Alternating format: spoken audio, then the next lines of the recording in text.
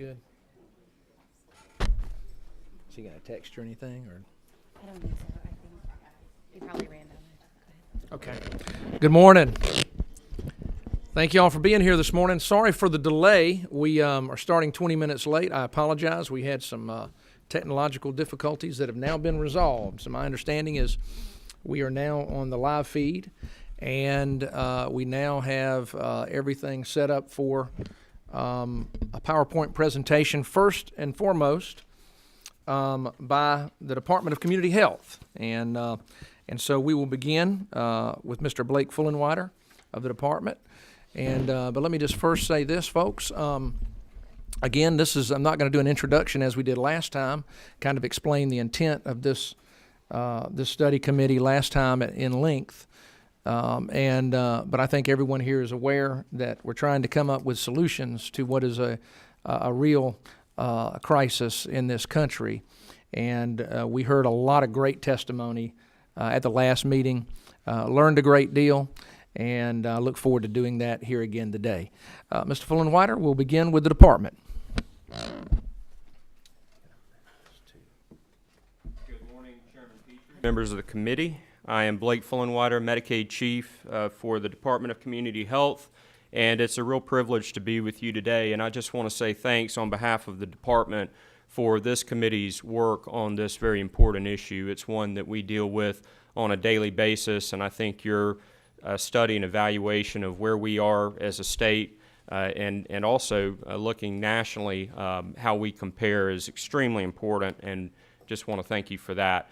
I'll touch a little bit on some initial demographics and then turn it over to my colleague, Assistant Chief Brian Dowd, who will get into some more specific information related to our age, blind, and disabled Medicaid program, and then, of course, be happy to answer any questions that you may have. Brian and our Director for Legislative Affairs, Brandy Sylvan, will be with you throughout the committee meeting. I, however, will be headed back to the department for our executive team meeting this morning as we prepare for Hurricane Matthew that appears to be on track towards Georgia, and of course preparation is key. And if I could, Mr. Chairman, just spend one very quick second on what our role is in these types of situations. And so the biggest component for Georgia Medicaid is coordination of non-emergency medical transportation. In the event that we need to evacuate individuals from what appears to be southwest and into southeast Georgia, we will work with our brokers, also with GEMA, the Georgia Emergency Management Agency, for coordination of those high priority trips. Also trips to critical services such as dialysis. If we have individuals who need to make a dialysis appointment, we'll make certain that those arrangements are made available, and also for other services like cancer treatment in the event that that happens. We'll also coordinate with our neighboring states in the event that we need to assist Florida or Alabama or any other state with evacuation of their citizens into Georgia to safer ground. And we work in concert with the Centers for Medicare and Medicaid Services, the Region 4 office here in Atlanta, as well as the central office in Baltimore, and the other state Medicaid agencies to assist in those areas as well. So extremely important, and certainly want to be doing our due diligence at this point to make certain that we are prepared. But back to the topic for today, I wanted to touch on some initial demographics of Georgia's aging population, and we are a growing state, and that's something that we can be very proud of, but also we've got to be prepared. And if you look at some of the indicators, in 2015, we ranked 10th nationally for individuals over 50 years old, 11th for folks 65 and older, and 13th for those who are 85 and older. And that trend is only going to increase as we continue to grow. So 2030, you see those numbers continue to go down. And on the growth percent changes, as you see down on the bottom row, you can notice from really the key indicators that I noticed really were the cohorts of age 65 and 85, particularly as we look in the out years to 2050. You see a growth rate in Georgia of about 113% and a whopping 316% for those 85 and older as we look to 2050. Now that looks like a long time away, but certainly building the infrastructure to take care of individuals as they need support services as they age is something that doesn't happen on the turn of a dime. It does take time to build out that capacity.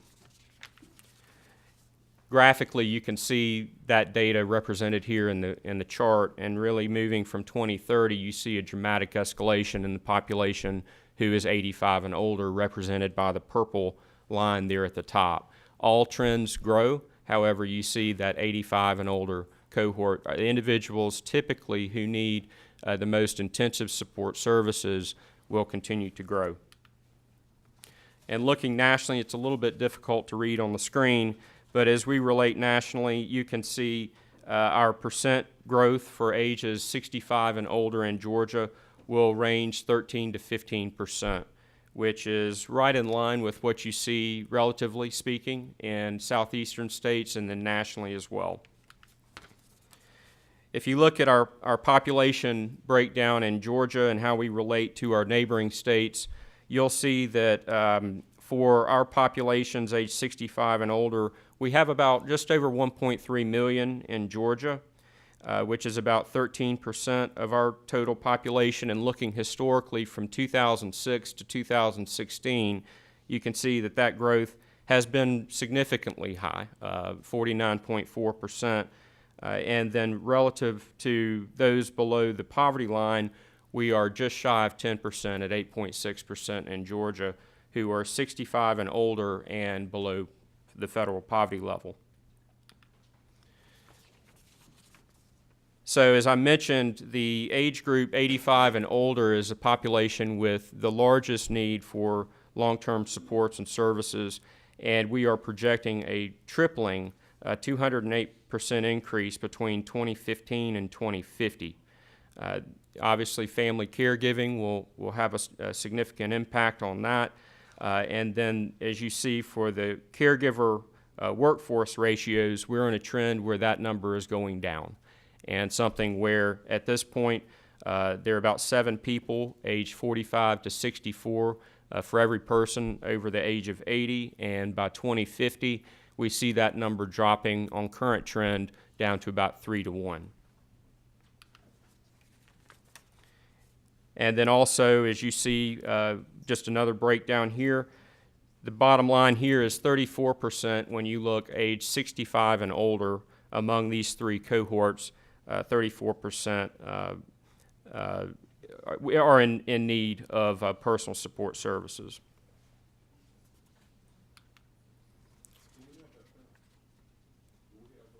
We can, I don't know that we have hard copies today. We will absolutely make them available to you. We'll bring them by this afternoon. Yes, sir.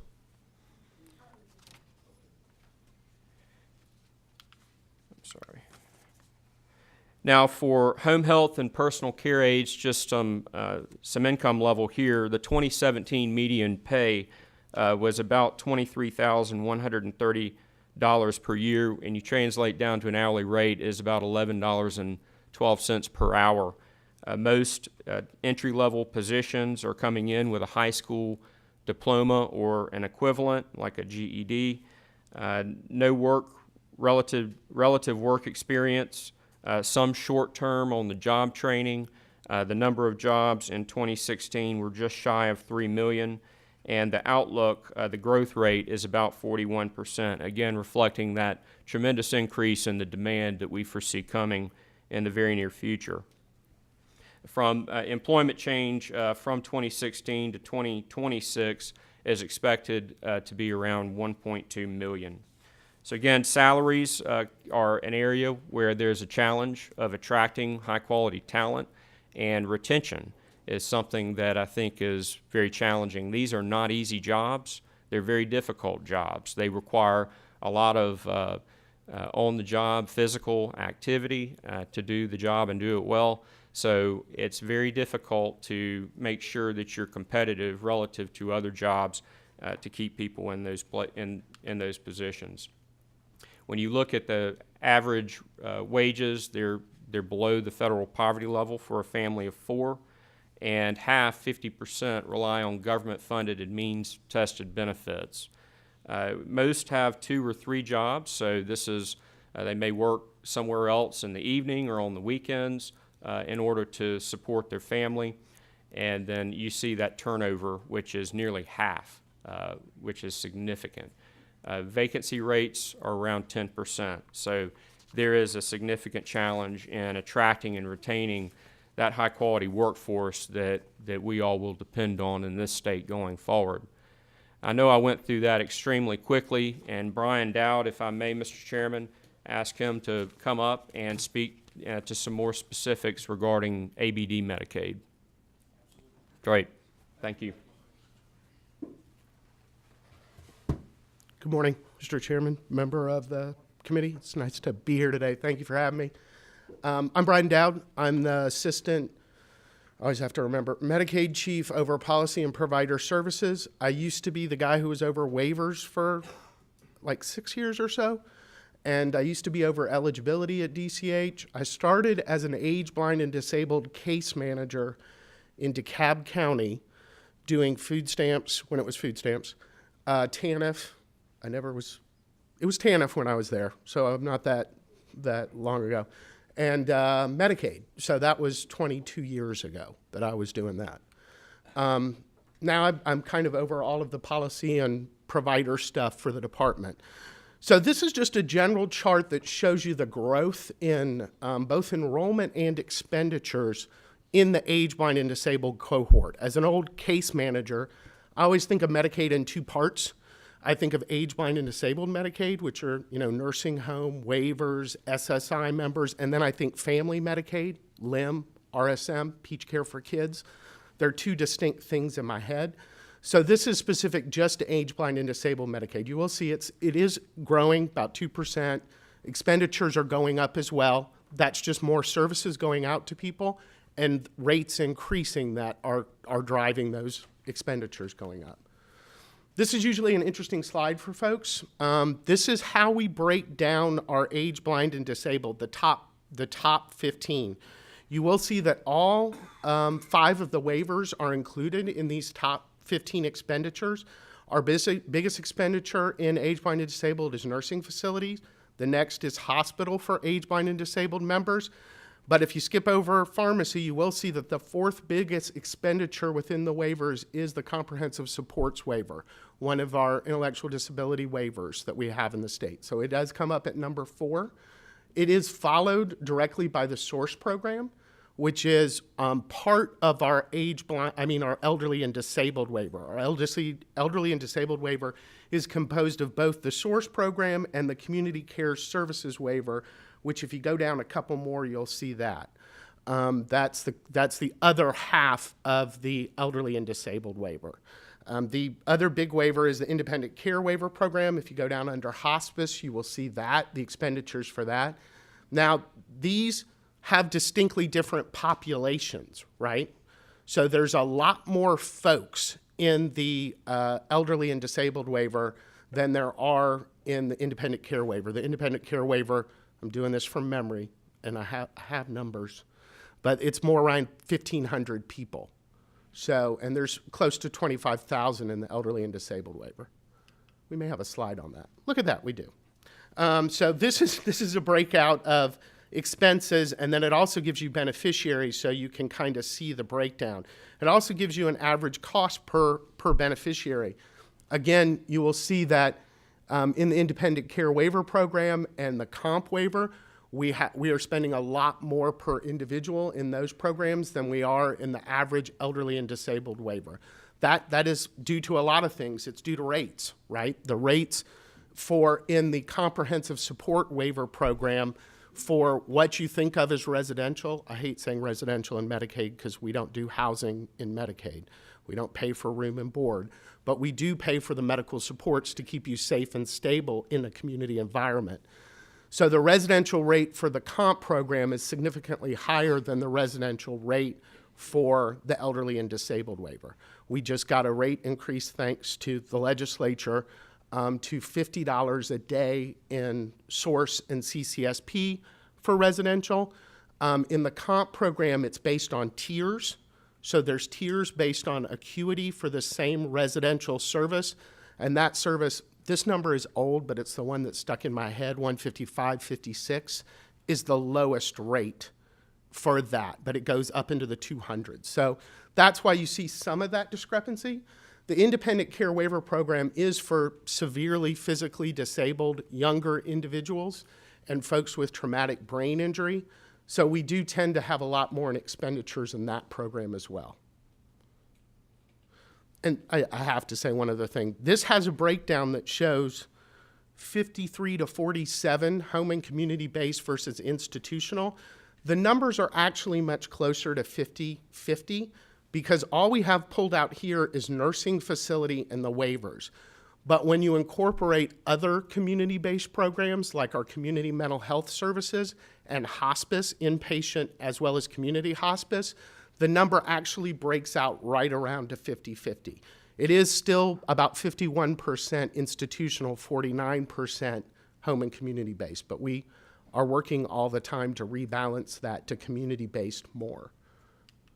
Oh, that was it. That was my last. Great. So, questions?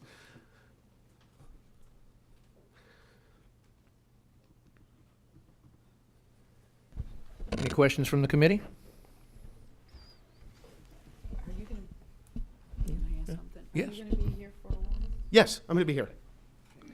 Will we get a copy of that as well? Yeah, and it's. I don't know if this is y'all's computer. It's on this computer. You can just.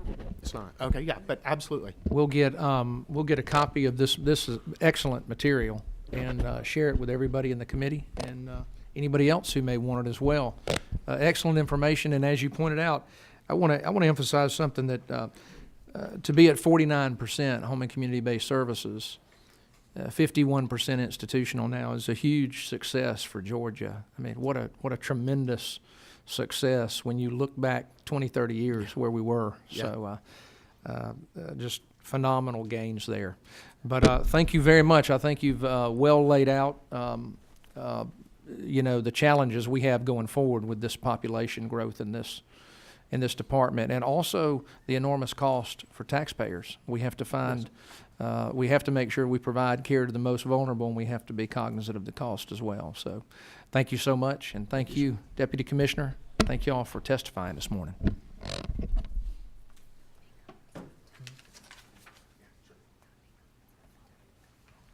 Yeah, okay, gotcha. All right. Next, we have Mr. Phil Bongiorno from the Home Care Association of America. Is the executive director of that association. I am a member of that association, and glad you are here, Phil, from Washington, D.C. So thank you for being here. And we're making up for 20 minutes. So we've got. Well, let's address this after Phil. All right, Phil. Okay, I'll try to Thank be you for brief, being Mr. here. Chairman, thank you. Yeah, that's fine. We're going to discuss that. Okay, thank you, Mr. Chairman and members of the committee. Again, my name is Phil Bongiorno. I'm the Executive Director for the Home Care Association of America. HCAOA is a trade association representing over 3,000 home care providers across the country that provide in-home personal care services to support activities of daily living for seniors and individuals with disabilities. In Georgia, we are represented by HCAOA Georgia, one of our leading state chapters. The chapter has consistently demonstrated exemplary leadership on behalf of the home care industry. Under your leadership and support, Mr. Chairman, the chapter passed significant legislation a few years ago in Georgia on the misclassification of home care workers and is being used by HCAOA as a model for other states. This legislation not only addresses the appropriate classification of workers, it reinforces consumer protection for home care clients and their families by requiring only employees to serve as direct caregivers. I'm honored to be here today to represent the association and appreciate the leadership of the chairman and the members of the committee to address this issue of workforce shortages in home and community-based settings. Millions of Americans need assistance with day-to-day tasks that do not require a move to a nursing home or hospital. In Georgia, home care providers go into thousands of Georgians' homes every day so that they can remain in their homes and remain active in their communities. For many seniors, a few hours of assistance per day can actually prevent a trip to the hospital or keep them out of nursing homes. Traditionally, when additional help was needed, children and family members stepped in to care for aging loved ones.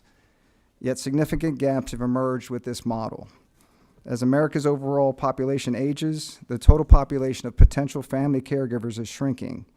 As you've heard from the department, studies have estimated that the ratio of potential family caregivers to those over the age of 80 will decrease from a 7-to-1 ratio today to 4-to-1 in 2030 and less than 3-to-1 by 2050. Furthermore, more and more family members are living farther away from each other. Adults age 60 and over with one or more adult children live on average more than 280 miles from their nearest child. In Georgia, the aging population, as was pointed out, is growing faster than the U.S. as a whole. According to the U.S. Census Bureau, the senior population 65 and older in Georgia will increase by 143% between 2000 and 2030. This compares to a national average of senior population growth of 104% in that same time period. And Georgia is among the top 10 states expected to see larger than average growth in the senior population for that same forecast period. Every year, HCAOA, we partner with a noted home care research firm called Home Care Pulse on an annual home care benchmarking study, which is considered the home care industry's most comprehensive national study. The study features insights on caregiver recruitment and retention and other issues facing the home care industry. Over the past 3 years, caregiver shortages has ranked as the #1 threat by the folks responding to the survey facing home care providers participating in the study. The U.S. General Accountability Office, GAO, just recently released a study on October 1st on a report on the challenges of states providing Medicaid home and community-based services. GAO was asked to review the approaches in select states, including 2 of your neighboring states, Mississippi and Florida, on challenges to provide coverage for home and community-based services in the Medicaid program. Among other findings, the report describes challenges providing these services to Medicaid beneficiaries and efforts to respond to these challenges. In particular, officials cited challenges in recruiting and retaining caregivers, particularly because of the low wages these providers typically receive. To respond to this, officials from these states reported offering providers higher payment rates. State officials also reported that limitations on overall home and community-based services funding levels posed a challenge, which they responded to by providing their respective state legislatures with information on projected need for these programs to inform future funding decisions and leveraging other available resources, including federal grants. Although caregivers consider more than just money when evaluating an employer, salary remains a critical part of the equation. Home care providers are competing with other employers, including large retail stores and online outlets like Amazon and Walmart, at a time when Amazon just announced that every worker in the company will be paid a $15 per hour minimum wage, and recognizing that Amazon has several distribution centers here in Georgia, home care providers will need to be competitive when it comes to attracting and retaining caregivers. We urge the committee to review the GAO findings, which I can submit for the record, and consider the recommendations employed by other states as indicated in the report, specifically as it relates to workforce shortages cited in similar home and community-based programs. In addition, we recognize that your efforts in the state may be limited without sufficient federal action. As a national association, we've had the opportunity to make recommendations to Congress to focus on addressing the existing and future shortages of home care workers to respond to our exploding aging population. As the leading organization representing home care providers in Georgia and across the United States, HCAOA stands ready and able to work with the study committee to find viable solutions to this workforce shortage crisis. Thank you again for this opportunity, and I'd be happy to answer any questions. Questions from the committee? Any questions? No? Okay. Thank you, Phil. Thank you for being here this morning. Thank you. And we have your information. Tara's already got it. Okay, great. Dave Lamb, Well, let's hope. CareMaster Medical.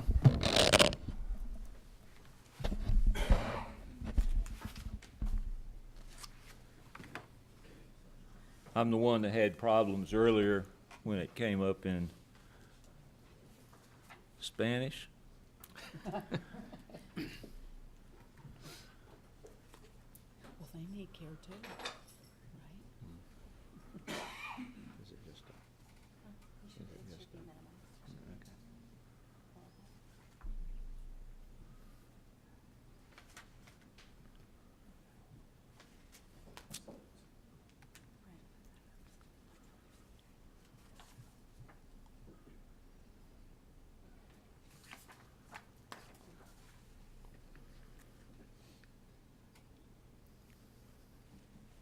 Does this work? Good. All right, very good. I appreciate the opportunity to be here. Was here at the last session, and you have a copy, you have a portfolio that has a copy of today's presentation and also my notes from the last time. If you'll recall, I was at the end or very near the end and hurried through. But again, we're excited to be here. There's several things I want to go over with you. In the interest of time, I'm going to go over part of it because it's already been said, but I still think, and that's why I gave you a copy, I think there's a lot of important information that goes into this subject. A little bit about CareMaster. We are 32 years plus. We are clinical based. Our CEO is a pharmacist. His wife founded the company. She is an RN, and we have always had that clinical focus. We are all over the state of Georgia, but we're also in Alabama and South Carolina, so we have the ability to experience a lot of labor markets. All right, we talked, and Phil has already mentioned about Amazon, but this came from Friday's U.S. Department of Labor bulletin. I get it every Friday. And unemployment lowest since 1969, and it's good to see our economy doing well. It really is. Business and industry have expanded existing jobs. They've added jobs. They've rehired employees. But for a lot of business and industry, talking to our congressman in the 3rd District, he says that when he tours our district, he hears from everybody, business and industry alike, all different businesses and industries, that shortages of workforce is their most significant problem. So there's the increased competition, there's more jobs out there, folks have an opportunity to move up. And part-time, folks have the ability to move from part-time positions to full-time. You'll note here I say that CareMaster, caregivers are generally hired as PRN, as needed employees. They're part-time. So for CareMaster, we typically have around 500 caregivers employed. About 25% of that staff is over 30 hours a week. They're offered benefits according to the Affordable Care Act. The remaining caregivers generally work 15 to 20 or 25 hours a week. For Medicaid clients, our clients average receiving services a little over 18 hours a week. And as geography and service hours allow, we will assign a caregiver multiple clients. But with employment up, workers are wanting to move to full-time. So, wage, the part of that competition, and the Fed chairman last week, actually last Wednesday, made these comments. Unemployment is low. The number of people working is rising steadily, and wages are up. In CareMaster, I've shown you that in 2016, our cost for caregivers was up 2% from the previous year. Last year it was up 5.6%, and this year it's up 4.5%. Now, if you look at our Medicaid reimbursement rate weighted between two types of programs, typically averages about $18.46 an hour. If you look at 60% cost of goods sold, and we really don't want to be that high, and a 14% payroll burden for payroll taxes and workers' comp and insurances, that the labor cost target should be $9.72 an hour. We're averaging so far year-to-date 1021. So that's not pretty as far as financials is concerned. Phil also mentioned Amazon, but it's not just Amazon.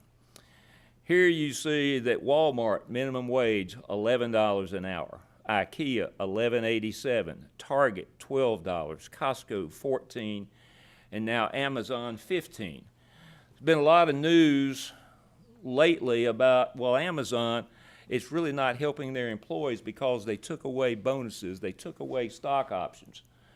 I'm here to tell you that it's that starting pay that folks look at. And so that $15 an hour makes a significant impact on our industry. There are soon to be 4 fulfillment centers for Amazon in the state. We have the largest growing port on the East Coast. Distribution is significant. Travel 75, travel 16. Look at all the warehouses. And then Northwest Georgia now has its own inland port. Distribution is a significant industry in our state. Okay, where do we compete? Several years ago, went into a McDonald's in Cedartown, Georgia. First McDonald's I ever saw with a kiosk. Asking around, we can't find help. Well, kiosks work cheap once you get them working, but you go in, you order at a kiosk, it's simple. We are competing against the retail industry. Business Insider said that U.S. job openings were higher in July than last July. Retail, 100,000 jobs more this year. They have 757,000 jobs nationwide. Fast food, 909,000, up 161,000. This increased economy is creating more opportunities and more business all across industry segments. The fast food industry, in addition to the kiosk you see here, smartphone apps. How many of you have Chick-fil-A app or other apps and order and pick up? It is so convenient, but it helps eliminate labor. So, fast food places, retail, they can raise rates. But for most home and community-based services providers, those rates by most payers are set or mandated. Okay, the other driver, and this has been mentioned both with Blake and Brian, and Phil has mentioned it as well, but this shows the growth of the aging population. I'm a baby boomer and I'm proud of it. But my generation, I was born in 47, do the math, that's 71. The rest of my generation up through 64 is going to put pressure on population growth in Georgia into 2040 and 2050. These numbers show, and it's got it broken down by age group, but if you look at over 65, for the state of Georgia, we're looking at 68%. By 2050, 113%. And this information is provided by the AARP, Public Policy Institute, and it's a study that just came out in August. Can caregiver availability match the need? The Georgia CNA registry has experienced moderate growth in the time period I show here. These are exact counts, and those counts are taken from copies, open records requests. You can get a copy of the registry, and we have for 8-10 years. And there is some history, but you can see, if you look at it and chart it by itself, it's very slight growth. Well, right now, Georgia's population is 1.3 million seniors, and if you look at population under 65 that's disabled, it's another 700,000.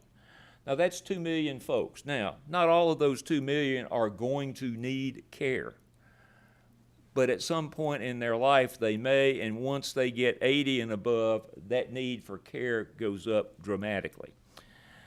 So, can the caregiver registry availability keep pace? And you can see we need 113,000 caregivers.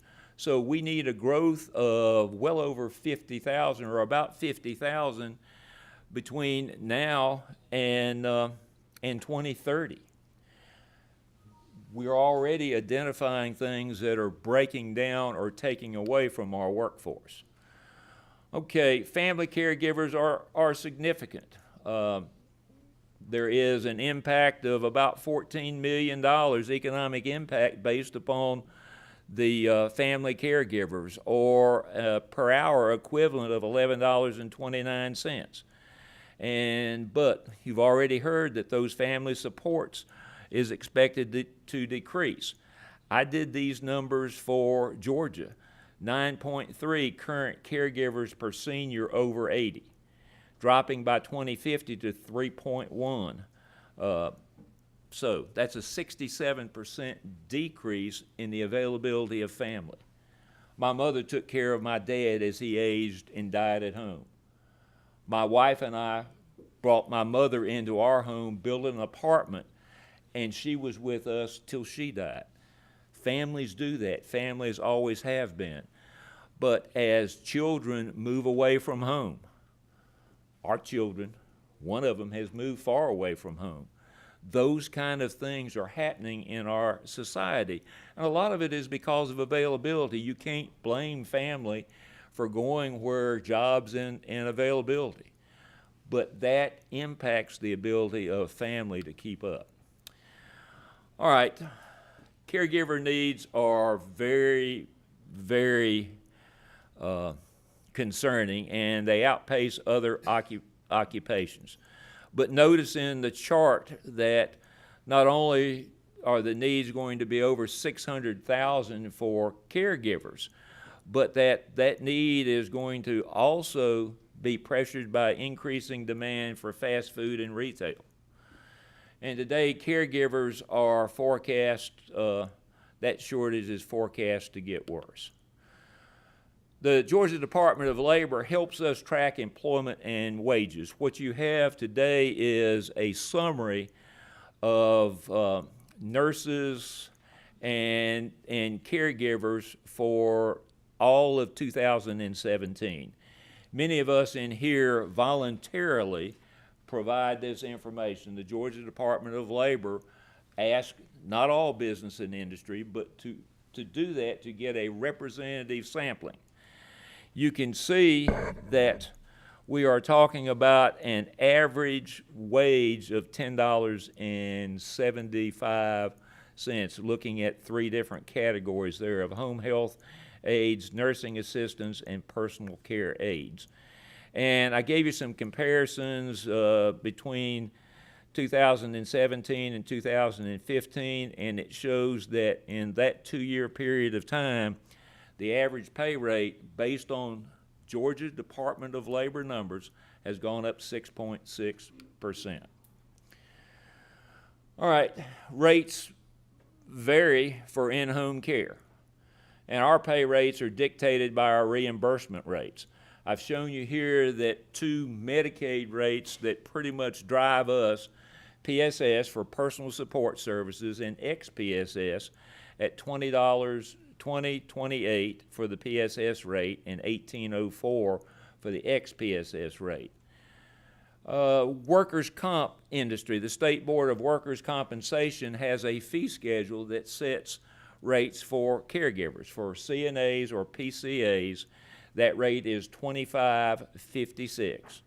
And there is a weekend rate involved as well. Those of us that do this on a regular basis, and CareMaster staffs a lot of folks 24/7. Weekends and holidays are especially difficult. We offer holiday differential to all of our workforce, whether it's Medicaid or whether it's the private duty side of our business. And our private pay rates, we have increased those about 10% this year. Somebody in the Griffin area close to our main office, $20.75 an hour, but the rest of the place in the state of Georgia, $21.75. But I can tell you in some selected markets, those numbers are more like the workers' comp fee schedule. I've shown you Medicaid. We've got pay rates in the $9 to $12 range. Most of them are $9 to $10, $10.50. Once you get above that mark, you are really hurting yourself, bottom line.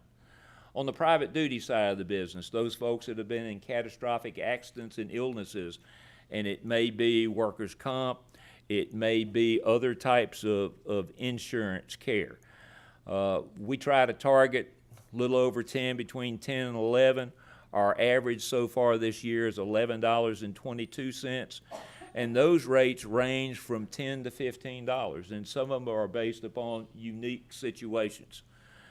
And I can tell you that since we are a statewide provider, we go into areas and we run into areas where we face turnover well over 100%.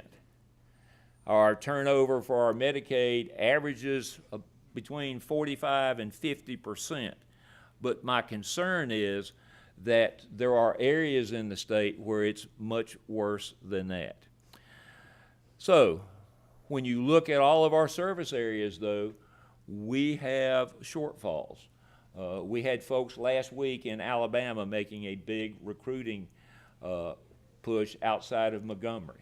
We will have somebody next week in parts of South Carolina doing the same, and we have recruiters scattered all across the state of Georgia working on Georgia needs every day. And I tell you that to point out to you that caregivers, and we see shortages of nurses, the labor market is very, very tight. Okay, we think that there are multiple solutions. Obviously, the one that everybody talks about has to do with reimbursement rates. You know, certainly what we've shown you and the numbers I've shared with you, if we could, Brian, have a 10% rate increase, that would be wonderful. Now, I realize that Brian's behind me shaking his head. I didn't have to turn around to see that. I knew that. But we've already had the conversation about driving more resources to home and community-based services. And Mr. Chairman, you're right, it is up, but there are other states that are above 50% in home and community-based services. And part of that is because CCSP, one of the Medicaid waivers, has shown that you can take care of more than 3.5 Georgians for every single Georgian that is in a skilled nursing facility. So it's value added. Okay. The issues that our caregivers see are much broader than pay rates, though. Limited weekly hours, the variability in hours, and then driving cost and travel time to reach their clients. So there has been and bless his heart, Brian has heard this from me over and over again about rural Georgia and a rotation log that thankfully no longer exists after July 1st of this year, but an ability to help match clients and caregivers together so we can maximize hours. We do expose ourselves to the cost of the Affordable Care Act, but we want to be able to work folks up to 40 hours a week. And in some cases, we're willing to pay overtime when folks need that care for continuity of care. With client turnover, you really suffer. We always think about, well, it's a recruiting issue. Really, bottom line, this is not a recruiting issue. Turnover is a continuity of care issue. We need to care for folks that are entrusted to us, and the way you do it is to minimize turnover. Okay, this is, and I'll just speed through this, this is We took care of a client in Box Springs, Georgia, 3 times. We'd find help, but it was less than 20 hours a week. The caregiver would find a job in Columbus. She'd move to Columbus. We wouldn't have any help, wouldn't have backup help, because you couldn't keep it. We didn't have any other hours. So they'd go to another provider. In 6 months, they'd knock on the door and say, "CareMaster, can you take her back?" We'd take her back, we'd find a caregiver, we'd go through the same thing. Now, sadly, this lady is not with any of us providers anymore, but she lacked continuity of care. There were other folks within a reasonable area receiving care, but they were provided by other folks, because we know we got some of those clients from time to time, but we never had 2 or 3 that we could group together and give somebody 35 or 40 hours a week. Caregiver training. One of the important things when you look about turnover and when folks talk about turnover, they say, in addition to pay rates, look at your training program.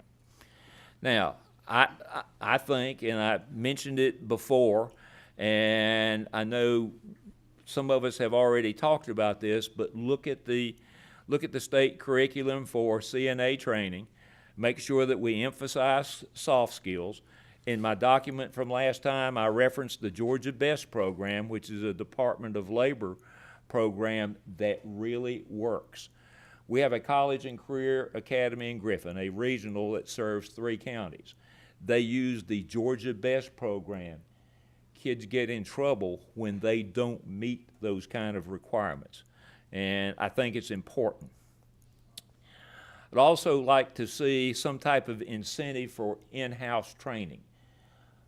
Many providers have trainers on staff that can do a good job of qualifying. We have done some of that work on our own, qualifying PCAs, and that includes we pay them for training, we send them, we have preceptors that work with them to train them in the field.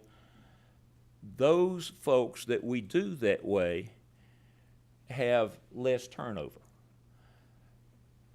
But it would be good if there would be some grants or something available to help, or tax incentives to help with training PRN staff. A lot of those grants are capped for full-time jobs only. And then we need to continue to direct and work with our Georgia Department of Labor offices to target caregivers in those job openings. I know they've got their hands full. Now, one thing that I've been a proponent of that is an added cost to us, but that's electronic visit verification. Now, electronic visit verification, or EVV, assures that the services are rendered in the residence. CareMaster has been involved with this technology for several years, and has most recently, we have moved to a new package and new enhanced EVV.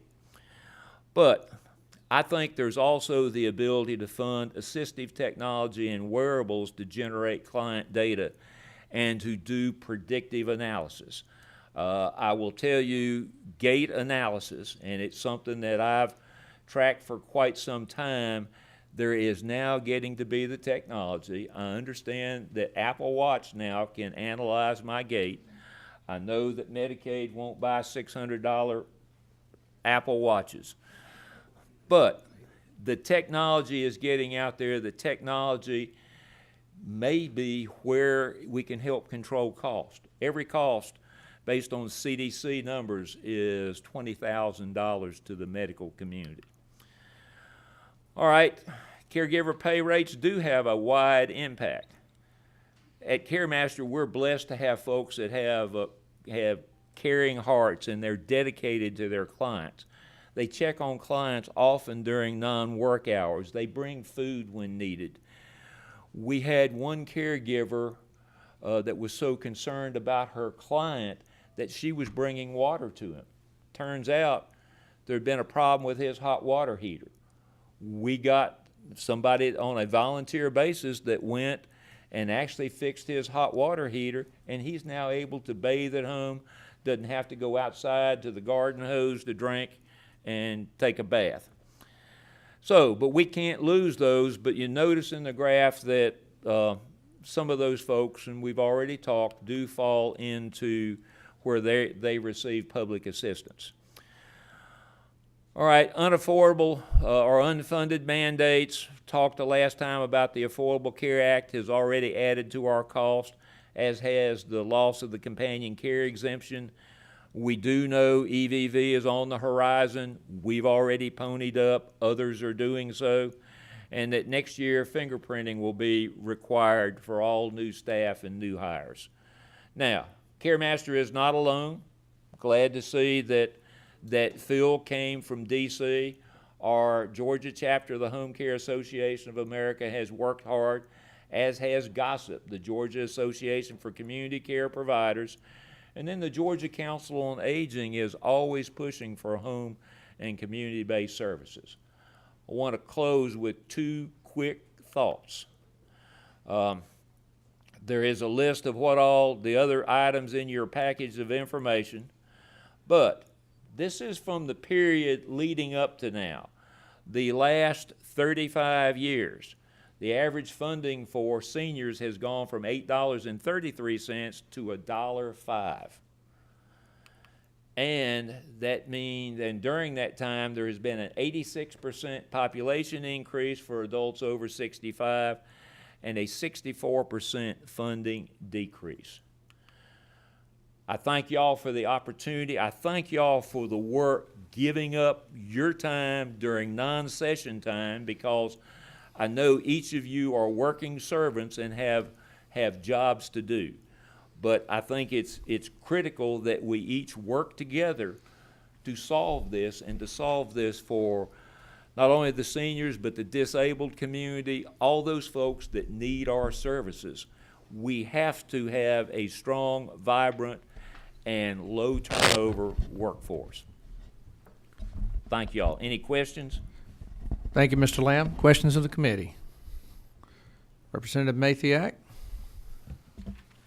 First of all, thank you, everybody, for being here. This is my second meeting, or our committee's second meeting, and I've learned so much, and I appreciate you guys being here, too. Dave, when we talk about base pay around $11 an hour, do you provide any kind of insurance for the employees? No, we are not able to provide insurance at those kind of pay rates. Now, where folks work more than 30 hours, where they average more than 30 hours, we do offer at the end of a look-back period, we offer them benefits, full hospitalization benefits. And we have some folks that take it. It's typically not a high percentage, but it's one of those risks we take. We have offered incentives to folks for full-time. If you work 3 12-hour shifts, we will provide you with benefits. Now, you'll pay your fair share. We've had limited success with that. I just think about, we've talked about Amazon and people leaving this profession for Amazon, and I would imagine part of the reason is the benefits. A lot of times it is. Okay. And then, can you talk a little bit more about family support? And I understand totally, because my family is scattered throughout the country. So if something happens to me, my niece is in trouble. They have to move me somewhere. Tell me the percentage again when families take care of families. I know that sometimes that's a cultural thing too, correct? Well, we're talking about right now 7 family 7 to members 1. per recipient, and that dropping to 3. The issue is that, first of all, families aren't as big as they used to be. But families are scattered. I mean, education, job opportunities, folks move away from home. Already mentioned, one of our children lives 700 miles away, one of them only 30 miles away. So, thankfully, she's a nurse. But those kind of situations now, if you look in Georgia, though, there are more family caregivers doing this than there are caregivers provided by CareMaster and the other providers that do this. by much greater numbers. But the scary thing is that as families leave, then you're leaving folks at risk of falls. And all those things increase the cost to whether it's Medicaid, whether it's Medicare. So there's a lot of serious things. We do have the opportunity to, if you can identify the right folks, the folks with the caring heart, where you're working one-on-one and where you're working to help somebody achieve the life they want to achieve. Thank you, Dave. And I want to emphasize to Representative Mathiak's point, I mentioned in our opening comments at the last meeting that this really is, obviously we've seen a lot of testimony today about the huge increases in that baby boom generation that we're going to have to care for.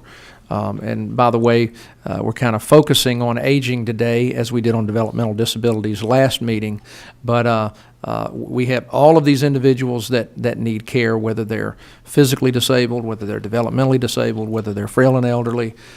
So we have that growing population, but at the same time, we have that rapidly declining number of caregivers in the pool to care for individuals, and that is largely demographic, by the way, to speak to the issue. It is largely just a matter of family size. We simply have smaller families than we did back in the day. But thank you for that. We have another question from Representative Kirby. Thank you, Mr. Chairman.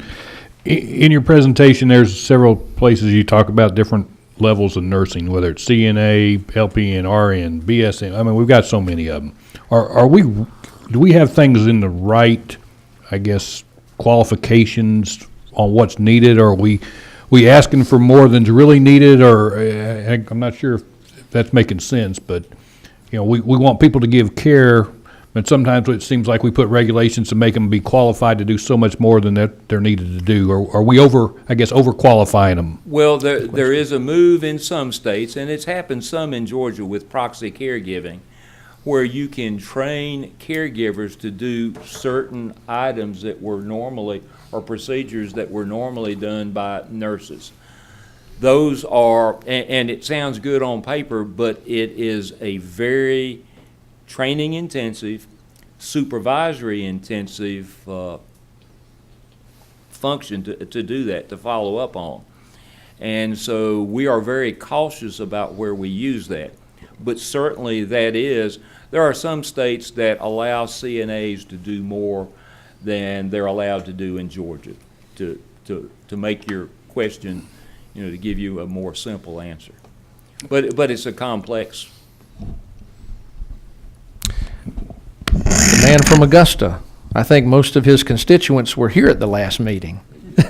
Maybe not so many today. Representative Howard has a question. My question is, going back to the family support piece, can you speak to, are there any benefits or any assistance, maybe a better word, that we offer the family member? Say if there's one member, we said they're short, families are less in numbers, or becoming less in numbers. So if there's one person, one family member that's, caregiving for another, and they just need a break for a day or a week. There is the ability in some programs, ICWP, for instance, has respite care.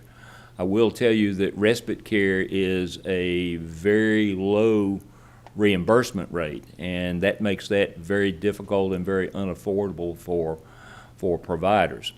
There is some work going on the national level that HCOA has been working with Congress on tax benefits for home care, to be able to give tax credits for that. So I think there are certainly incentives there that could be used to help strengthen the family caregiving component of it. Mr. Chairman, that would be something we can include in our discovery here? Yes, sir. It certainly may be one route to consider. Mm-hmm. Okay, thank you. Yes, sir. I have a question, but my question is going to be really to to Mr. Dowd, if he could speak to this quickly at the podium with you. You brought up an issue, and you brought up an issue about trying to get volume to serve rural areas. And of course, right now, we all know that healthcare in rural areas is a hot topic in our legislature. And so what you spoke to, if I'm following you right, is trying to funnel a group of individuals needing care to one particular provider rather than another, so that they have volume, so that they can provide better quality services, but also be financially viable. That makes sense. My question for Mr. Dowd is, would that violate, would the department be able to condone a situation like that, where you would, in a certain geography, support a particular provider having all of the cases in a certain county or a certain region of a county, if it were underserved? Do you have the ability today, the flexibility to endorse that, is my question. You can't do that within a 1915C waiver. You can't, Right. You can't, which is what our home and community-based waivers are. You can't specifically call out one provider and say, you serve this area. You can define your providers in specific ways, like what it takes to become a provider, but then you have to accept any willing qualified provider. You could do a differential rate. You could put a modifier on the rate for rural areas that are, Right. we would have to define what that rural area is, add a modifier to the rate, which is just a code, and then do an additional payment for Hey Hira. I'm just saying Hey Hira because I drove through there yesterday. And so That's a good that's, example. yeah, that's something you could do within the waiver. It would take another waiver mechanism. Medicaid has many different kinds of waivers to do a specific provider pool. And I know, speaking for CareMaster, and Brian already knows this, that we would be willing to partner with them anyway to work on any of these kind of issues to see what the effectiveness is, not only for reducing caregiver turnover, but increasing or improving client outcomes. Gotcha. Thank you. And Brian, that was, I expected that answer, but that was well said. And by the way, Mr. Dowd, I appreciate you being here. You always have the answers, and I appreciate how competent you are for the department.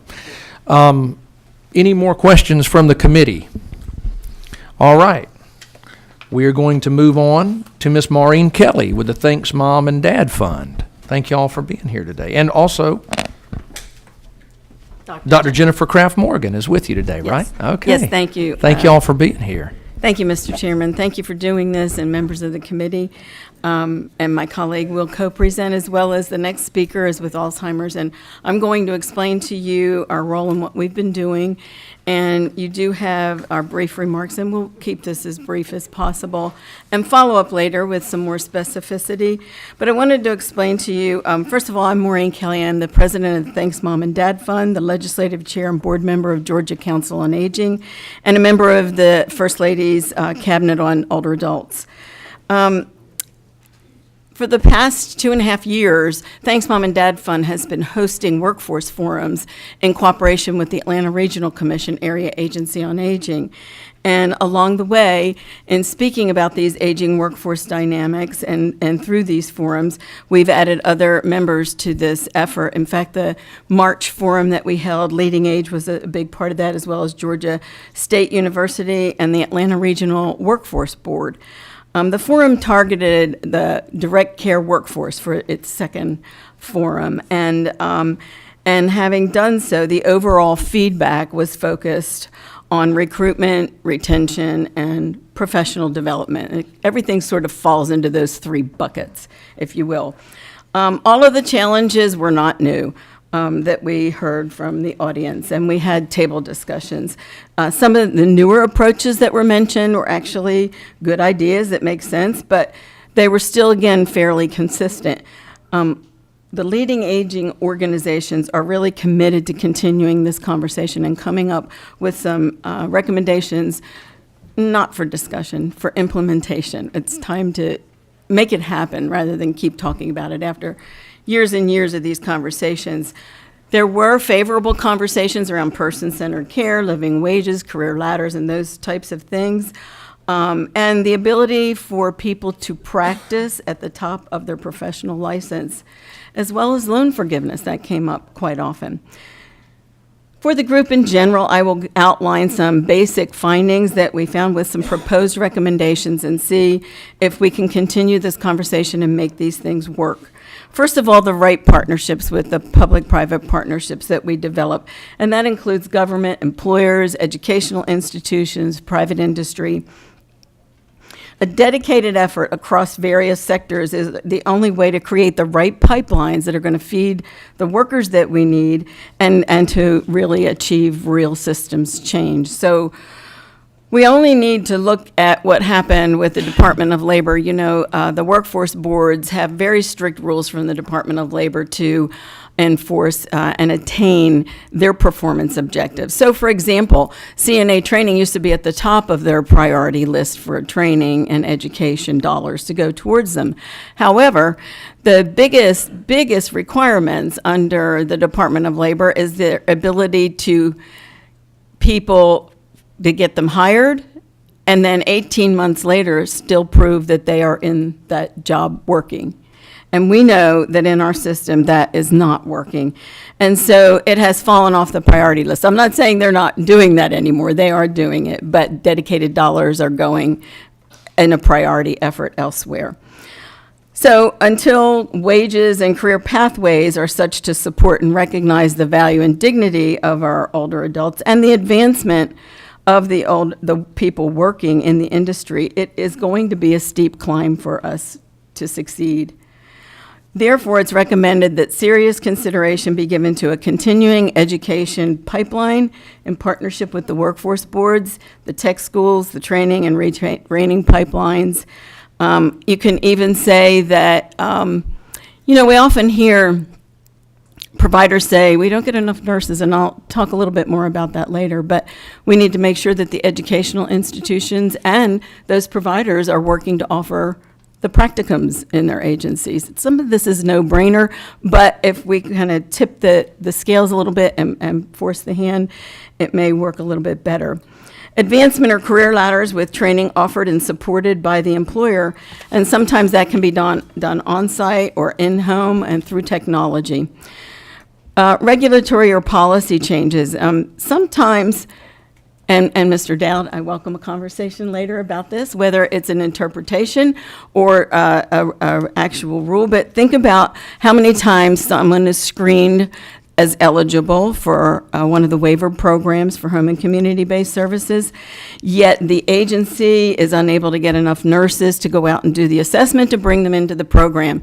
Couldn't we consider a sort of hybrid approach to this, whereas you send out a clinical social worker, more of whom are employed at many of these provider agencies, that could begin that assessment, bring the person into the pipeline, and improve that access to services, and then the nurse follow-up with a clinical observation via technology or that first home visit. But instead of preventing them from coming in, improve that access on the front line by interpreting the required personnel that are needed to do that initial assessment.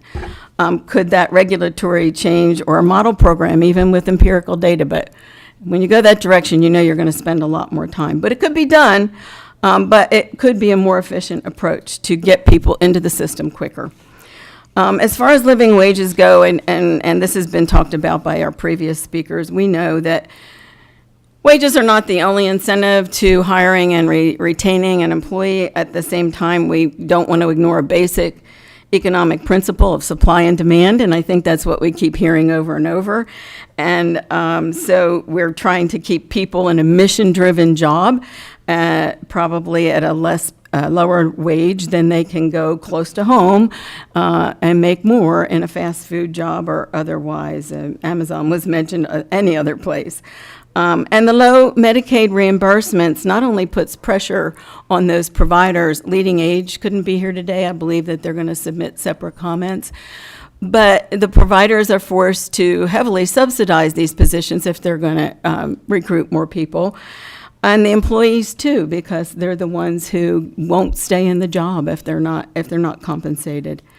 Career coaches and supported supervision as retention specialists could play a unique role in keeping people in the workforce. And these are the areas that we have been discussing with recommendations coming forth that we are happy to provide to the committee with even more specificity than our testimony today.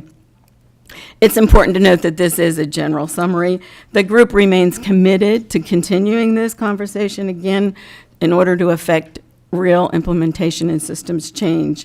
We're happy to answer any questions or to provide you and connect you to the right specialists that you need to talk to in this area, because we believe we've gathered and are still gathering like a snowball more and more organizations to talk about that. And when I say organizations, it's the leading aging organizations such as ourselves, the Thanks Mom and Dad Fund, the Alzheimer's Association of Georgia, the Atlanta Regional Commission, AAA, the Atlanta Regional and Cobb Workforce Boards, the Georgia Alzheimer's and Related Dementias Group, the Georgia Gerontology Society, Georgia State University, Georgia Council on Aging, Leading Age Georgia, and other interested organizations. We are committed to making real systems change and helping this work. But I would turn the rest of my time over to Dr. Kraft Morgan, who is going to talk to you a little bit about the research she's been doing for 20-some years. Thank you. Are there any questions of me before I sit down? I'll turn to Dr. Morgan. Thank you. Good morning, Chairman. Good morning, Committee. Thank you so much for allowing me to speak today. I'm an associate professor in the Gerontology Institute at Georgia State.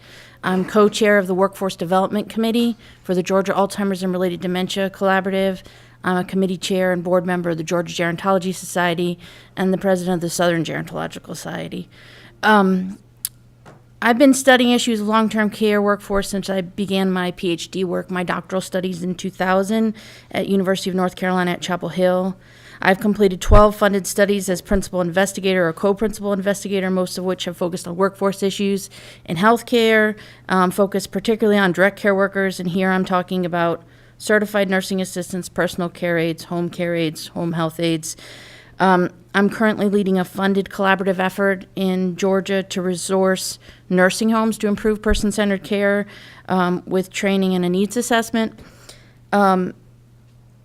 We know that the older population is rapidly growing. You've heard this from all the speakers here today. There's a projected growth of 105% older adults if we talk about 65 plus from 2015 to 2050 in Georgia.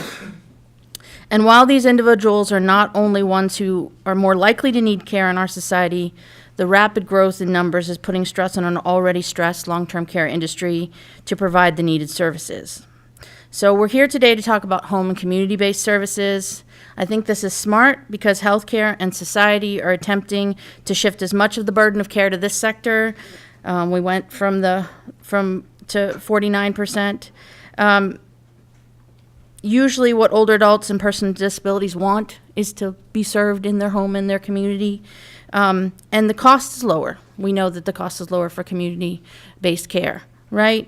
But the estimate of the cost is underestimated because we have unpaid labor that's provided by family members that support that home and community-based care. And those family members are often asked to not go to work for their families when they are asked to care or they reduce their hours. And there's issues there with substitution of care. And this sector, specifically the home and community-based sector, really relies upon the unpaid care work of these care partners. And we need to think about that when we're thinking about the ultimate costs of any shifting that we do. So we know there's a national workforce challenge, which has been increased in severity by declining unemployment rates. Normally, we celebrate about declining unemployment rates, but because of the long-term care sector being generally underfunded, and because the sector has been historically undervalued and people of color and immigrants are often the workers in these positions, these jobs are characterized by low wages, which we've heard a lot about, few benefits, heavy workloads, low job security, few opportunities for advancement, and in home and community-based care, often part-time work, which makes people even more vulnerable to not having the supports and paid time off to care for their own families and so forth. Turnover and absentee rates are unusually high in the long-term care sector, usually a little better in home and community-based care because of the part-time sort of substitution and the fact that they have multiple jobs. But it's really critical to get turnover under control, so we have that continuity of care for person-centered care across the long-term care spectrum. So the situation of low unemployment and growing demand for services has put extra stress on an already precarious industry. In the last 20 years, many have called for attention to be paid to the direct care workforce in long-term care because of the rapid aging of the population and the need for not only care, not only warm bodies, but improved care for our elders.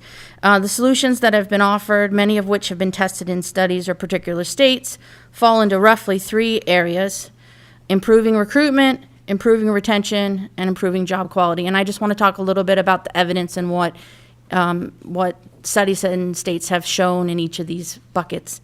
Improve recruitment. Pathways in these jobs are generally haphazard and opaque.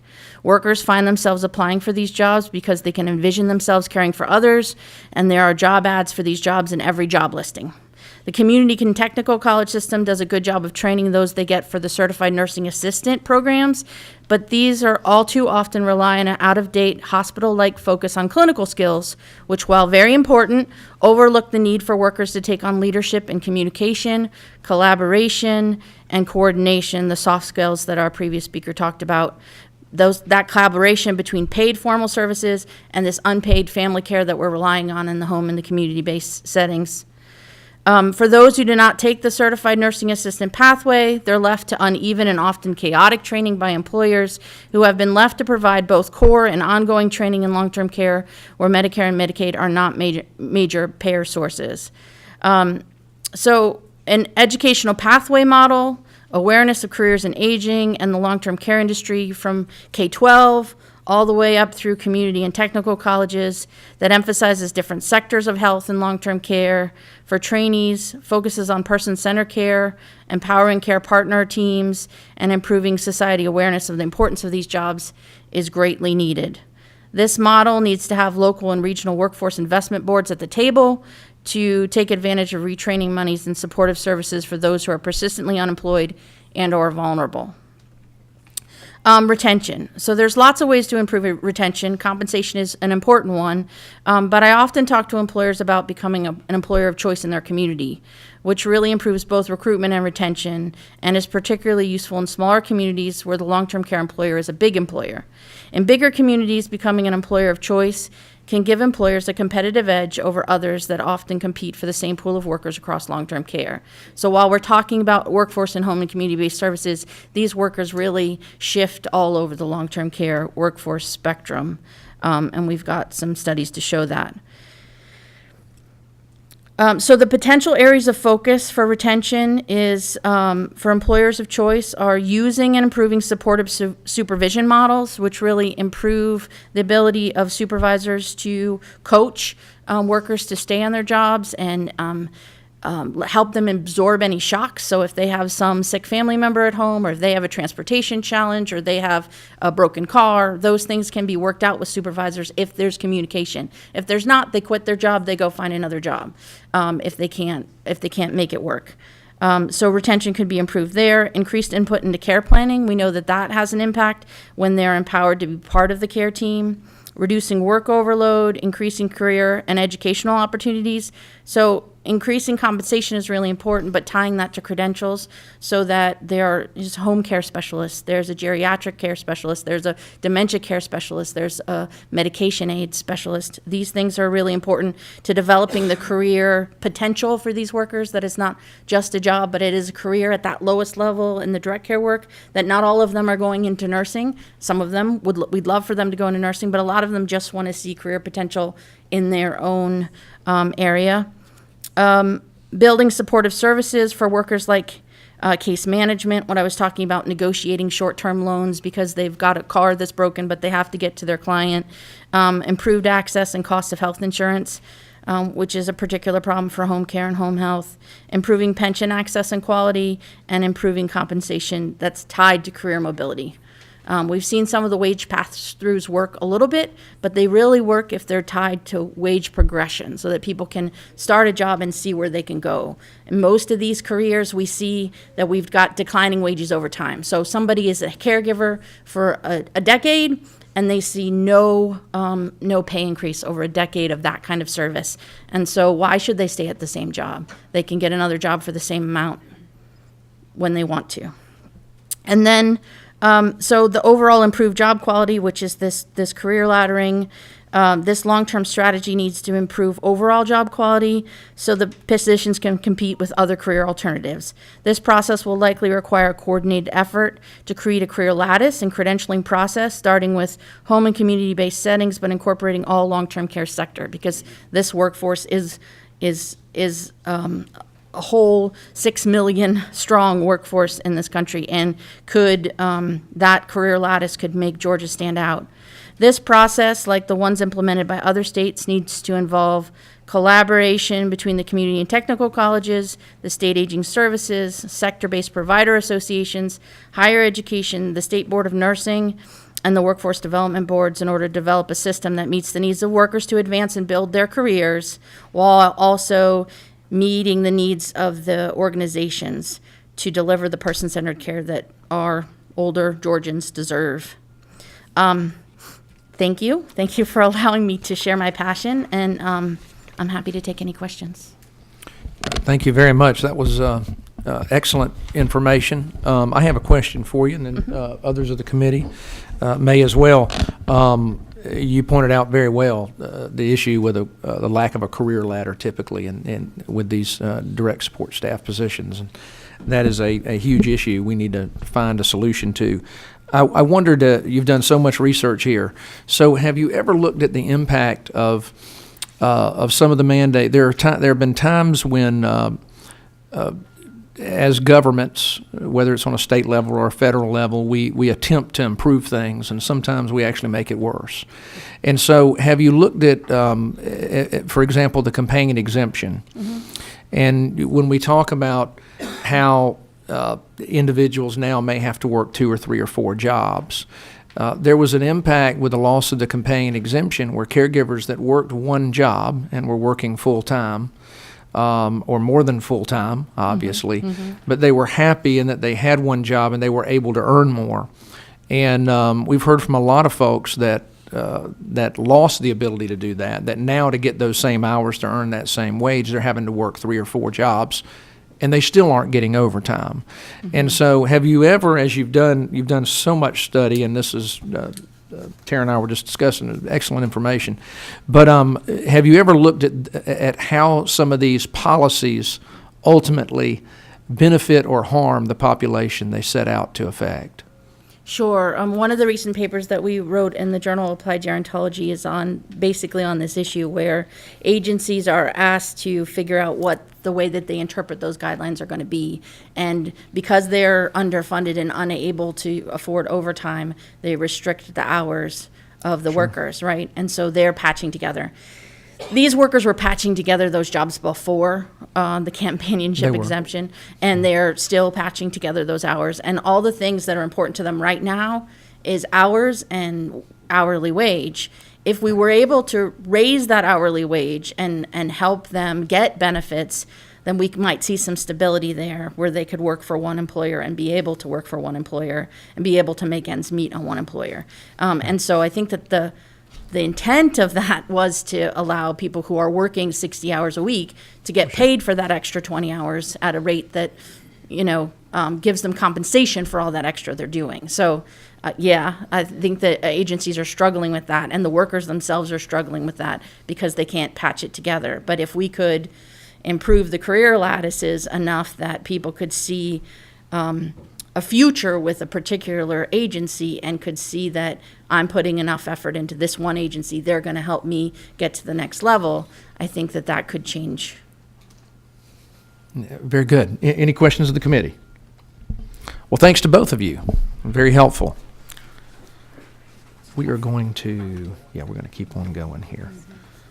All right, and we are going to, in the interest of time, I'm looking at our list, and Tara, I told y'all last time, Tara's the boss, And she says we need to limit our comments to 10 minutes, okay? Let's try to do that. We got to make sure. I was talking to a gentleman here this morning who last time was at the end and we ran out of time. I don't want that to happen again. And so let's make sure we have time for everybody to speak. Up next is the Georgia Advocacy Office. Oh, I'm sorry. Okay, Miss Kathy Simpson is next with the Alzheimer's Association.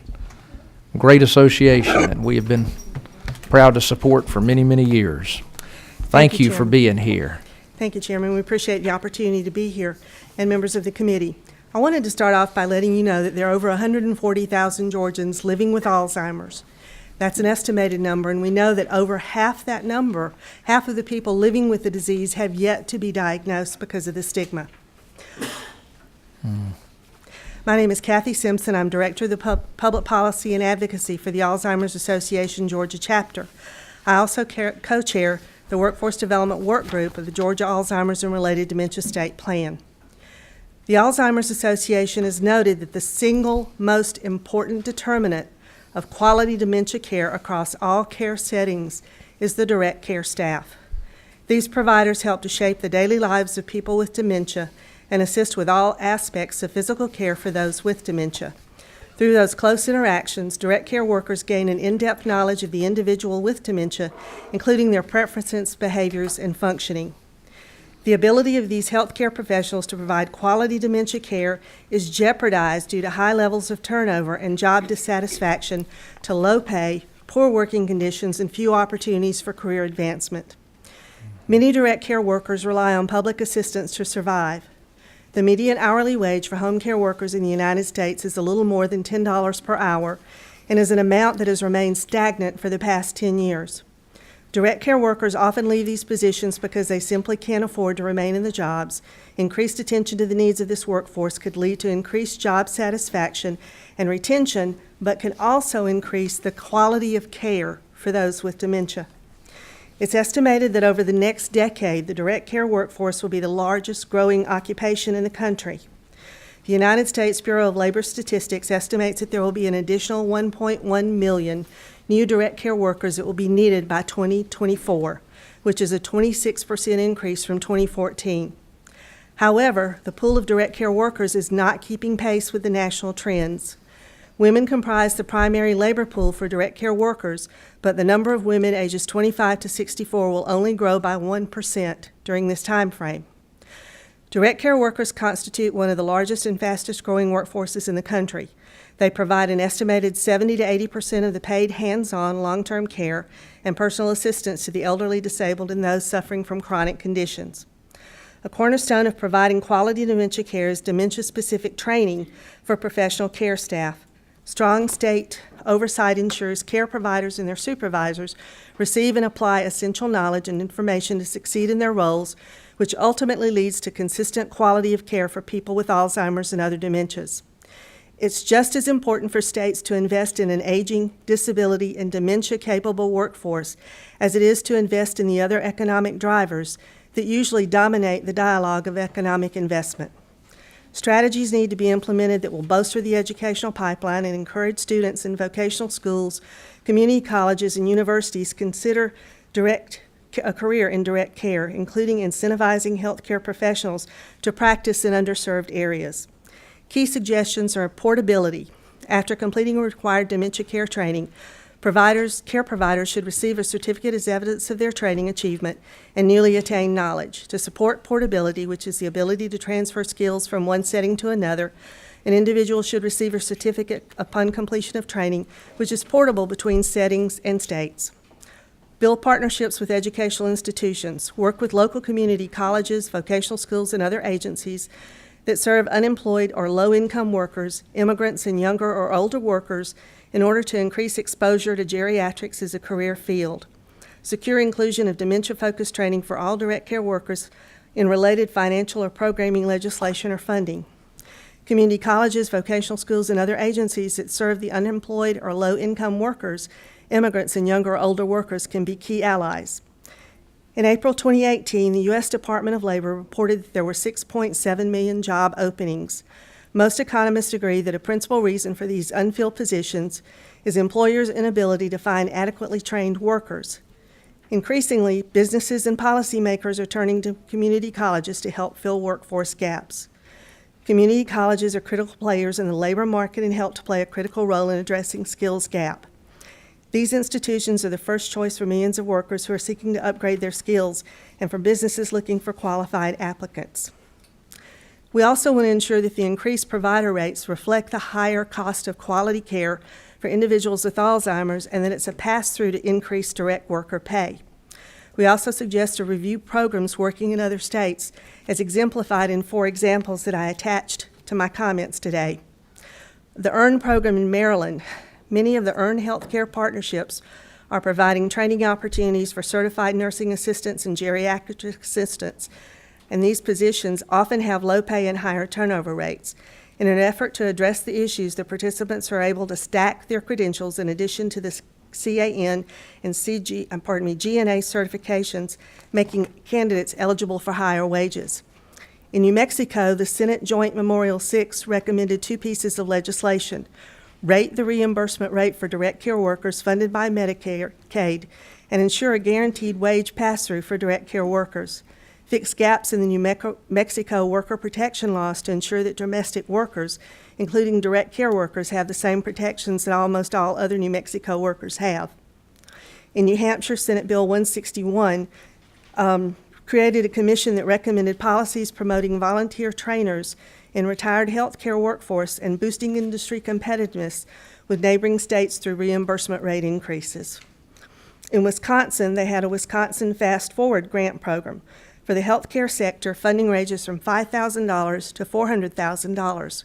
Grant funds support short-term and medium-term employer-led worker training projects that encourage increased collaboration between Wisconsin businesses and workforce training partners, fill current and ongoing skill requirements of Wisconsin employers, and place workers in long-term positions with opportunities for professional growth and economic development. In an effort to recruit and retain 3,000 additional nursing aides in the workforce, in 2017, Wisconsin launched the WIS Caregiver Career Program. It offers no-cost training and testing up to 1,000 students to approved nursing home and nursing aid training programs, and training to an additional 2,000 students approved through Wisconsin Technical College nurse training programs. Those are but a few examples that we think Georgia might want to look into as possibilities for consideration. Thank you very much for your time, and if you have any questions, I'm happy to address them.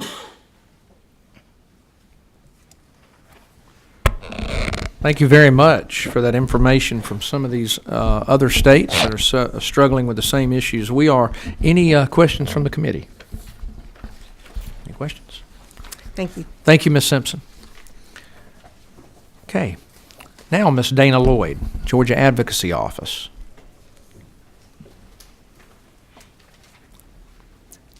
And on deck will be Ms. Renita Bundridge. Ms. Bundridge is the Advocacy Office as well, right? She's speaking Is Ms. Bundridge here today as well? Yes. Okay, excellent. Okay. So I'll try to be brief, and we might be able to Thank combine you. our comments to about Very 15 minutes. Thank you, Ms. Lloyd.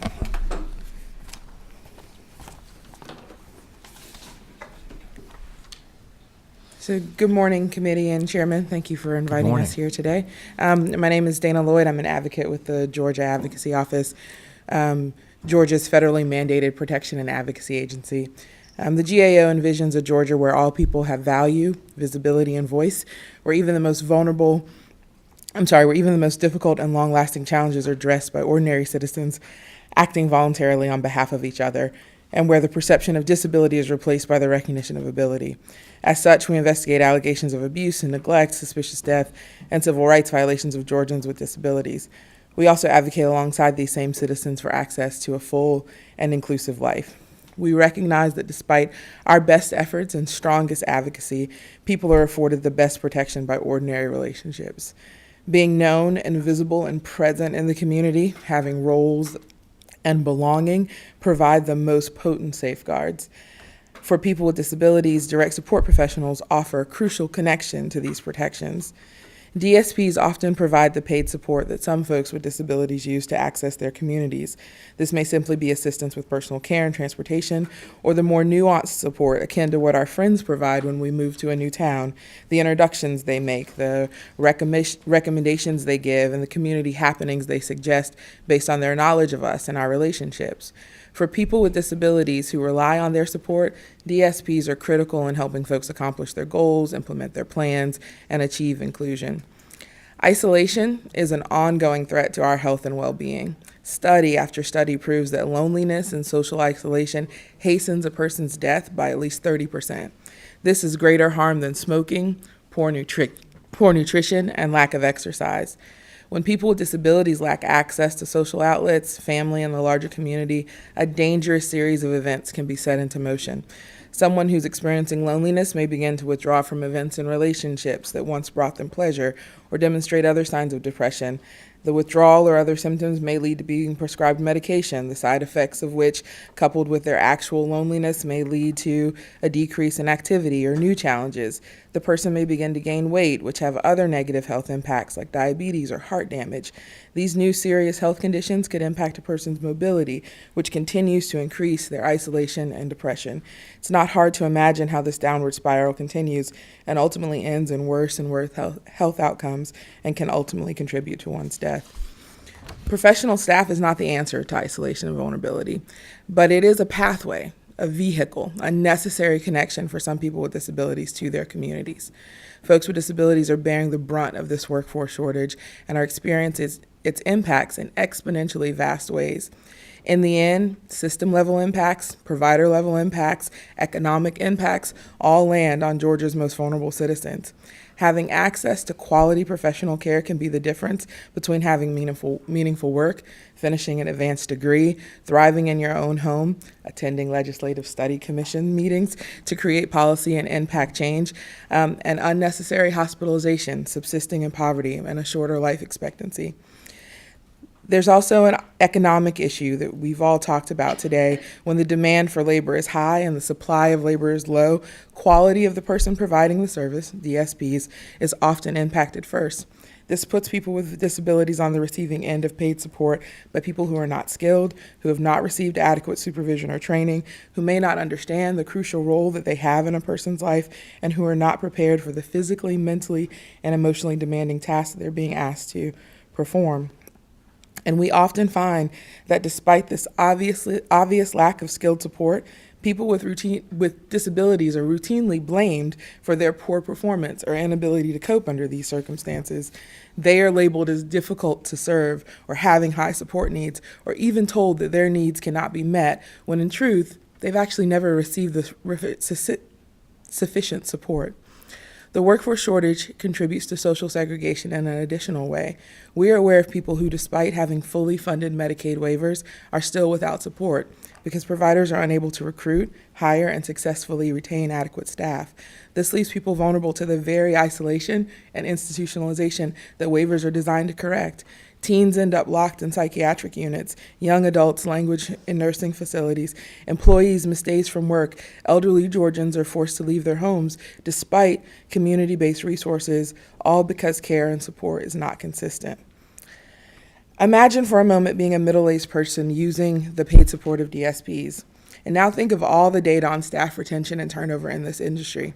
If the average tenure is 3 to 6 months, and there are likely 2 to 3 people supporting you in various roles at any given time, it's conceivable you can employ hundreds of people over the course of your lifetime.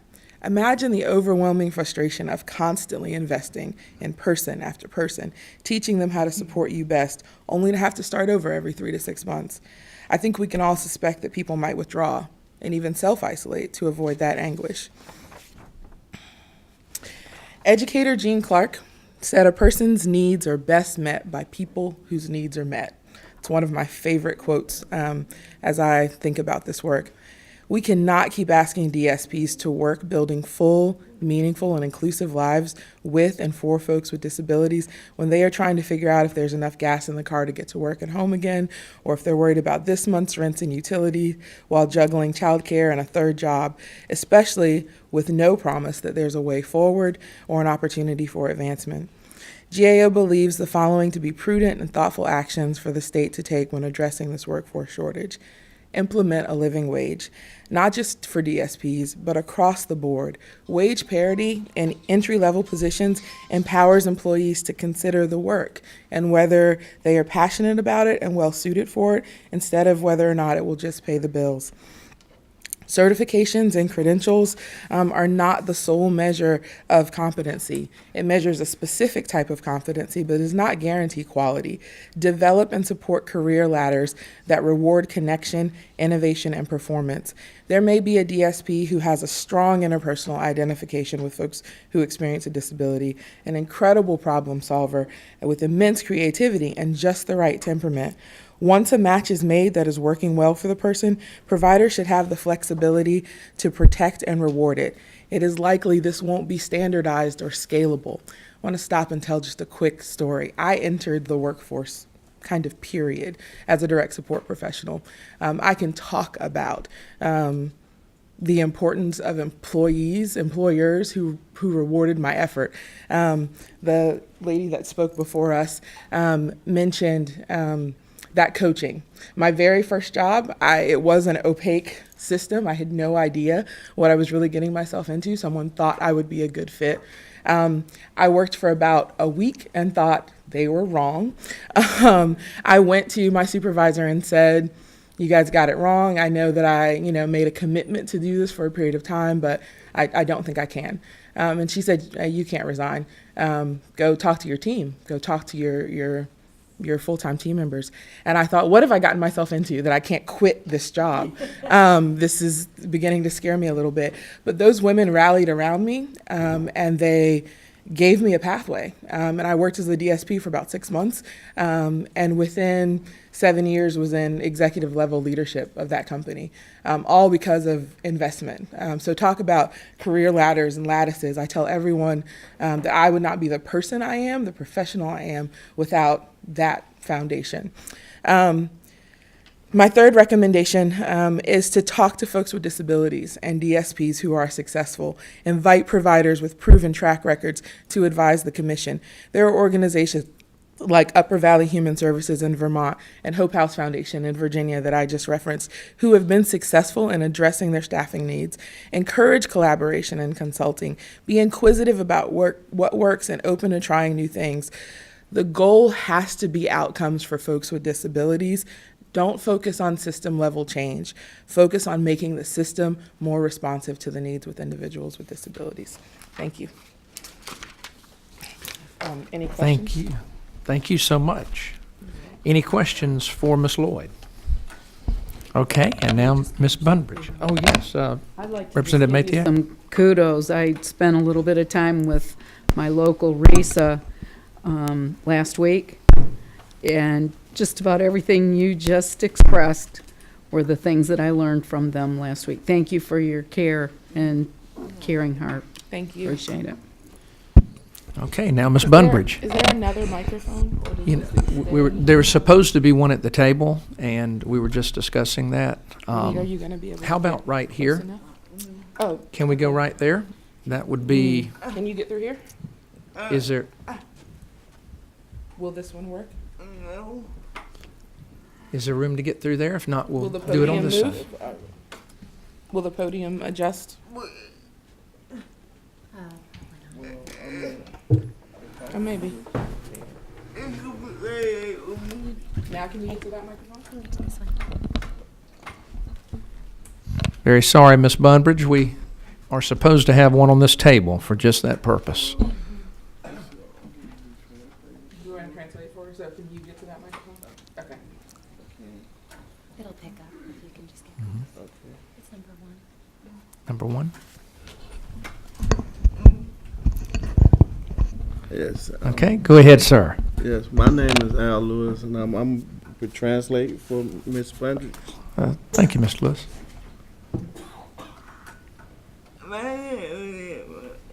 She said her name is Renita Bunbridge.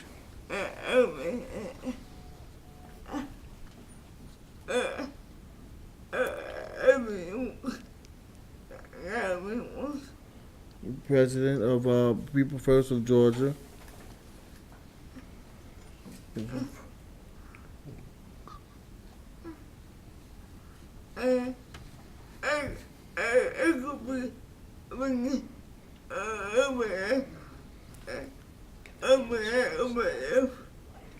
She's speaking on behalf of herself as far as her care.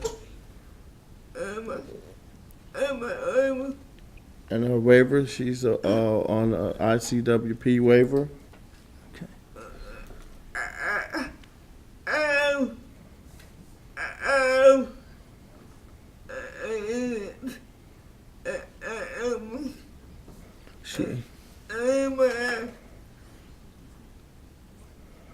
She said she's stating that she have attendants that help her live her life, and she depend a great deal on little services.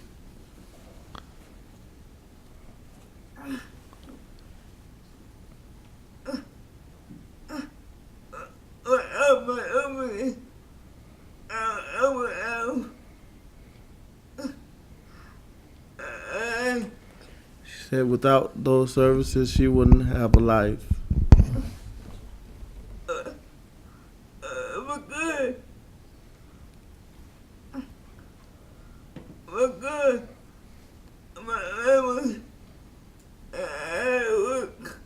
Because her family, they work, and it would be no one to take care of her.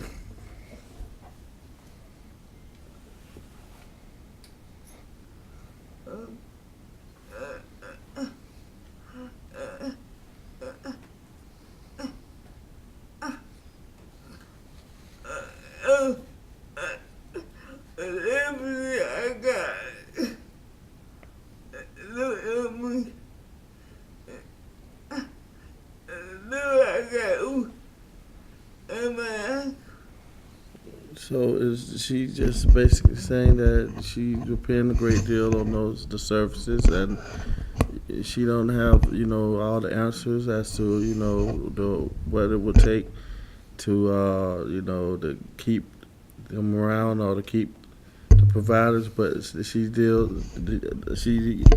uses the services, and without it she wouldn't have a life, and she would hope that that their services wouldn't be her services wouldn't be discontinued.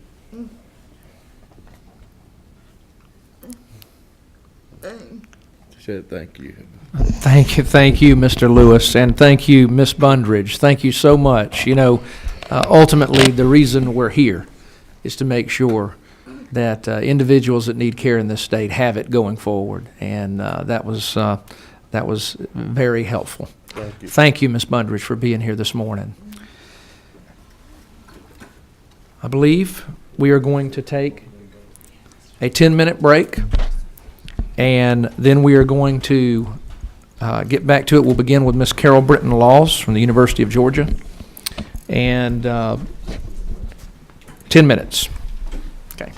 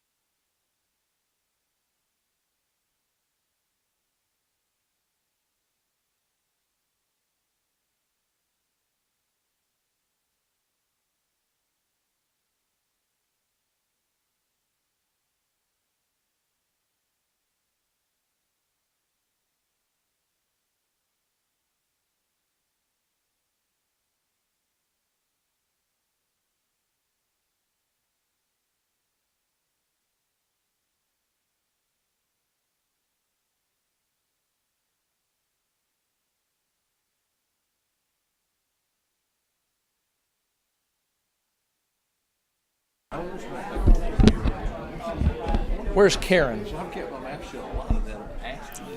All right, guys, we're going to get back to it. In the interest of time.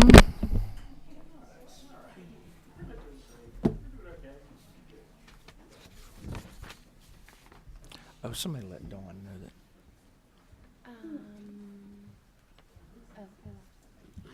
And we have, Dawn, we have set up a mic on this end that'll be easier to access. Yes, this will be so much easier, and we have done that. And by the way, the reason we don't have a mic on the table is we are told they have all been boxed up and taken on the road. You know, this is study committee season, and so some of them have meetings on the road, and that's apparently where it is. We have, Ms. Tara has discovered that over the break. All right, we're going to get back to it. We do want to make sure that we have everyone heard, and so again, we will hold everyone to 10 minutes, please, or less. Ms. Carol Britton Laws is up next from the University of Georgia. Good morning, Professor Laws. Sorry.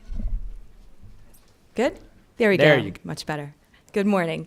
My name is Carol Britton Laws. I am an Associate Clinical Professor of Disability Studies at the Institute on Human Development and Disability at the University of Georgia. And in that capacity, I coordinate a Disability Studies Certificate program, which provides pre-service training to undergraduate students, primarily at the University of Georgia. But I also am the PI on a new federally funded project that I would like to present to you as a solution, potentially, for the workforce crisis in Georgia. And in my past life, as many of my colleagues have spoken to, I was a direct support professional before I knew what that term meant. I graduated, let's say, in the early-ish 90s and didn't really know exactly what I wanted to do and kind of fell into a career working with people with traumatic brain injury and intellectual and developmental disabilities. And throughout the almost 7 years that I worked providing direct support, faced with many of the same challenges we were talking about today, I was also supported by mentors, by leadership who saw potential in me and kept me motivated to stay on the job. And a lot of my research has focused on the direct support workforce, specifically in intellectual and developmental disability. But I want to present to you today some information around the intersection of intellectual and developmental disability as well as aging, because it is a specific subsector of both populations that I know the study committee is interested in and does present some very unique challenges to the workforce as well. So I'd like to start by just reiterating and echoing a lot of what I've heard both from the prior hearing session and also from my colleagues here today, in that the crisis is real. You've heard quite a bit about the number of challenges, and I would say that in my work nationally and within the state of Georgia, I would just highlight and echo a lot of what you've already heard. We know that the growth of people with intellectual and developmental disabilities in the state system has grown tremendously. Nationally, that's about 390% in the past 2 decades. So, and that's the known portion of the population. There's an incredibly high number that are unknown to the system because they are living with family and receiving family caregiving. We know that there's very high demand, but a low supply of workers. And I know you've heard from a number of professionals here around issues related to that. Workers are deterred by low wages, their lack of benefits. There's a high level of accountability in this type of work, but often it's done in isolation from others. There's a lack of career growth opportunity and insufficient training, and our national turnover stands at about 46%, and Georgia is pretty much on par with that as well. Specifically related to people with IDD, we know that they're aging and living longer. So whereas the lifespan used to average about 45 years of age, it's now averaging about 66 years of age. And so this is presenting some additional challenges to our workforce, particularly in home and community-based settings. The prevalence of dementia in people with intellectual disability is expected to triple within the next 20 years. So we can talk about how our industries will kind of coexist and coordinate to address that. This presents a more complex need for both physical and psychosocial care. There's a high impact on caregivers and a high draw on resources within this specific subset of the population. Community-based residential staff are increasingly confronted with challenges created by age-related health problems of the residents that they have been supporting. This includes things like continence care, mobility decline, diabetes, arthritis, skin breakdown, heart conditions, fractures, cancer, and behavior-related changes are some of these common issues that staff who are familiar with people with intellectual disability, who may be serving them for a long time, might see as they age. Changes in these residents' physical and cognitive health are likely to increase staff stress. Aging people with intellectual disabilities are much less likely to age in place with support if it puts a strain on the agency or the staff. There's a significant relationship between moderate to high turnover of direct care workers in nursing homes and poor outcomes on quality of care measures, including the use of physical restraint, catheter use, contracture, pressure ulcers, and psychoactive drug use, suggesting that when direct care workers stay in their positions for longer periods of time, they're better able to learn the needs of their residents and provide a higher level of care. Part of my dissertation research was looking at the impact of stress on workers who support people who are aging in home and community-based settings. And what I found was that DSPs who primarily support people with intellectual disabilities who are aging were found to be markedly less empowered on the job. And empowerment in this sense was looking at how meaningful a worker finds her job to be, how confident she is in her work role, how much autonomy she feels she has in going about her work, and how much impact she feels she has in her department or within her agency. DSPs who support people who are aging feel that they're less able to independently go about the tasks of their job and that they have low control and influence over what happens. Job strains such as exhaustion, health complaints, and job dissatisfaction are common within this workforce.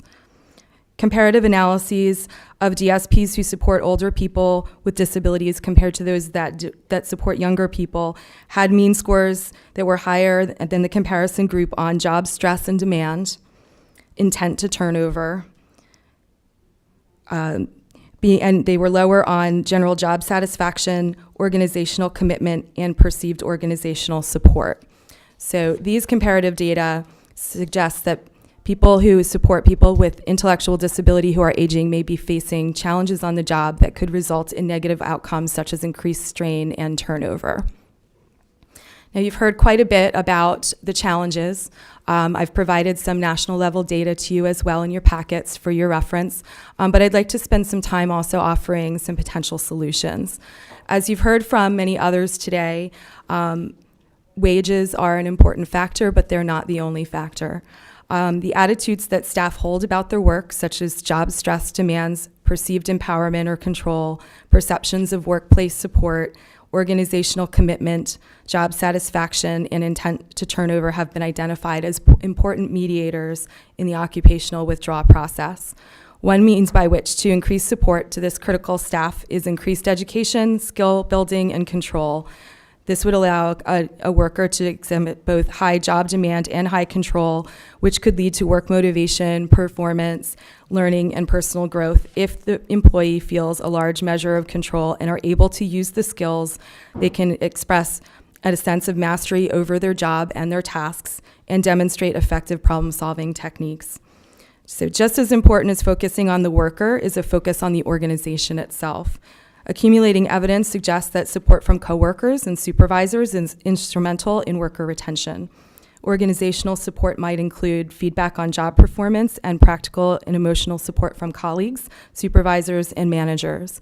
And so by way of example, I'd like to speak a little bit about an exciting new project here in Georgia called the Living Well Georgia Project. It's a model program to enhance quality, effectiveness, and monitoring of HCBS settings for individuals with intellectual and developmental disabilities. I believe you heard a little bit about this from Commissioner Fitzgerald during the first listening session. This project is a project of national significance. It was funded by the Administration on Community Living. We're moving right into our second year this year. The need for the project was pretty well defined both nationally and within the state of Georgia. We looked to the Georgia Collaborative Administrative Services Organization, or the ASO report from 2016, in which they were measuring functional outcome assessments across the state. There's 6 areas that they were looking at: person-centered support practices, choice, community life, rights, whole health, and safety. They conducted reviews using provider records, and they also conducted person-centered reviews. And what the ASO found was that we tended to have higher functional outcome scores in the areas of safety, rights, and whole health, which is good if we are only interested in supporting people to be healthy and safe. However, the lowest scores were found in person-centered practices, choice, and community life. And they found that there were lower scores across all review levels when they were only looking at employer records and not conducting interviews with people, which also speaks to a need for better documentation within our state. Also, in our 2016 HCBS transition plan, we spoke to the need for standardized training and certifications within the state of Georgia, tools for supporting person-centered planning and service delivery, and centralized tools for tracking waiver performance and consumer outcomes. All of these are things that our project also seeks to address. So the goal of Living Well Georgia is to develop a model which demonstrates how innovative interventions in training and documentation at the direct support level will improve the quality of supports and outcomes for people receiving supports in HCBS settings. We're doing this in a number of different ways. We have developed an advisory council. Many of our partners are here and have spoken with you over the past few sessions. It includes the Georgia Council on Developmental Disabilities, the Georgia Advocacy Office, DBHGD, People First of Georgia, our statewide Independent Living Council, Delmarva Foundation, Georgia Parent-to-Parent Network, Creative Consulting, the Georgia chapter of AAIDD, or the American Association on Intellectual and Developmental Disabilities. And what's unique to our project is we have 5 provider organization partners. This is a participatory management type of project where we are working directly with providers and taking input from them in order to develop our project as we move along. Our advisory council is engaged in capacity building activities where we meet quarterly throughout the year, one in-person retreat and a number of phone calls.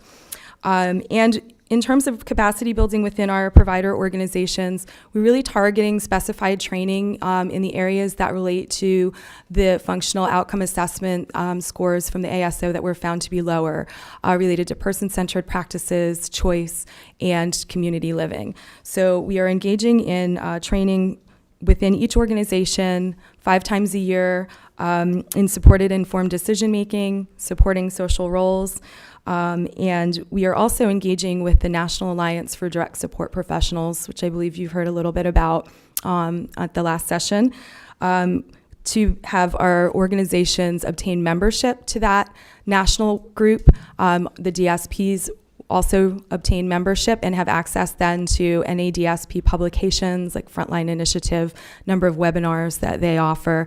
And we were happy this year to send 22 DSPs from our 5 provider organizations to the National Alliance for Direct Support Professionals National Conference and Meeting in St. Louis, Missouri this year to engage in professional development. Also related to capacity building within providers, we're having ongoing conversations within this advisory council and provider group on recruitment strategies. And you've heard quite a bit around the importance of recruitment.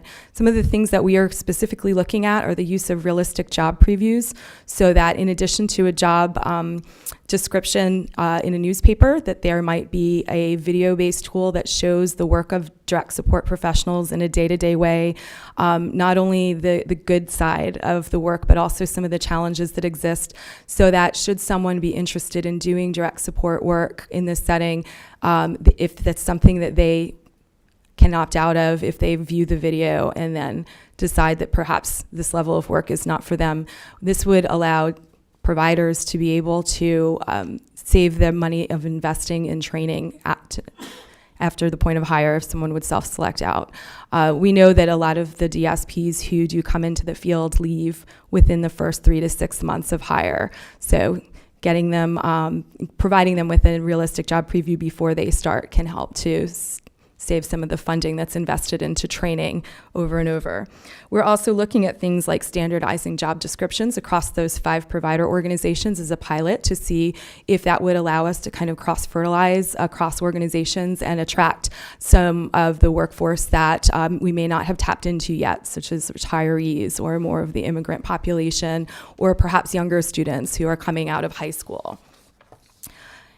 Also, in terms of capacity building, we are really focusing on the College of Direct Support as an online training opportunity for the DSPs within the providers. College of Direct Support is a nationally recognized platform that is written by a panel of national experts. It will allow for us to then be able to create meaningful performance evaluation based on knowledge and then skill application in the field, and a career ladder within the 5 provider organizations based on competency-based demonstrations. We're also building in a mentoring component where DSPs who have completed the training will mentor others who are going into using the College of Direct Support.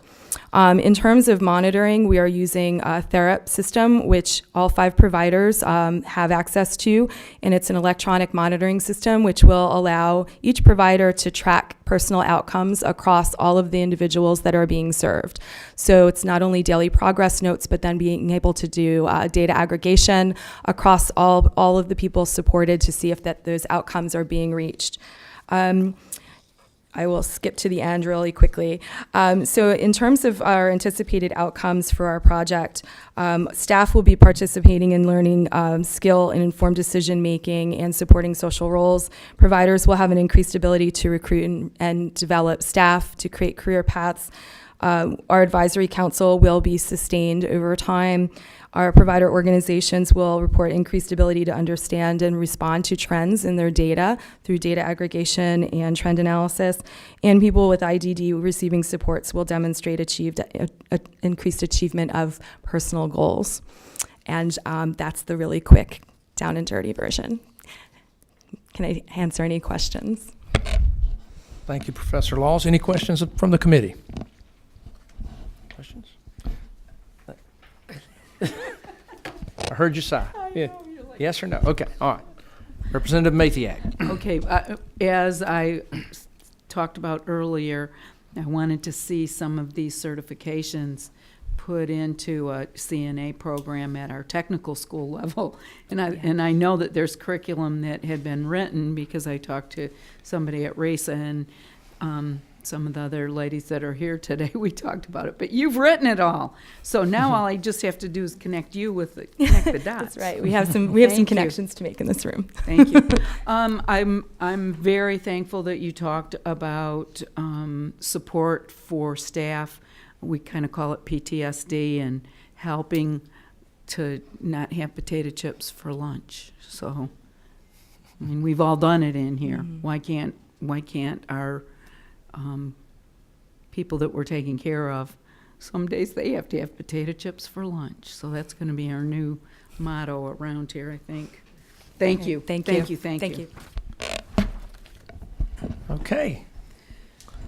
My friend, Miss Dawn Alford. Great to see you this morning. And I think with that mic right there, and Dawn, I'm going to get it, should be ready to roll.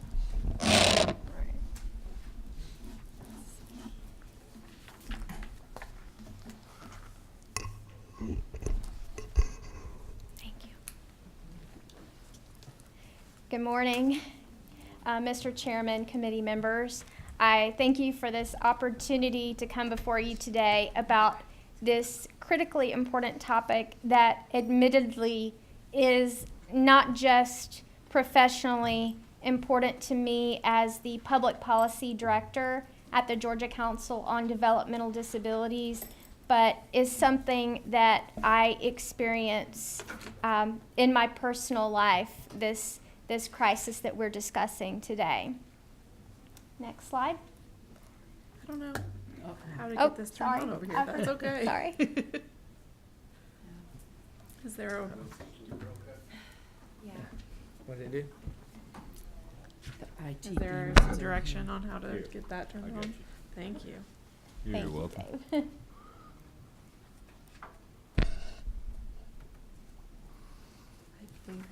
Okay. All right. Screen is off.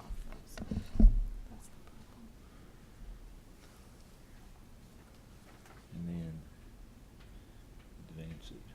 Yeah, I can do that, but. It's I'm just showing wondering. on here, so it's showing on Okay. the video. Okay, shall I just It's continue? showing here. It's showing here Okay. too. Just not there. All right, thank you. Okay.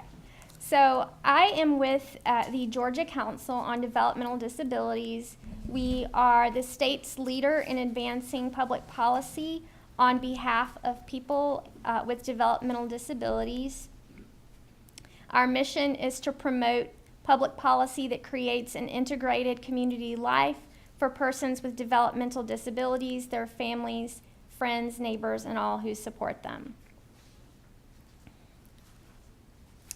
So just as a reminder, the terminology DSP, whenever we talk about that name, we are talking about all those individuals, direct support professionals, personal care attendants, direct care workers, community living specialists, job coach, employment specialist. I do just want to remind us that we are talking about all of those folks. So there's individuals, and you recall testimony at the last hearing as well, in which Ms. Conway spoke about some of the employment aspects of the DSP crisis.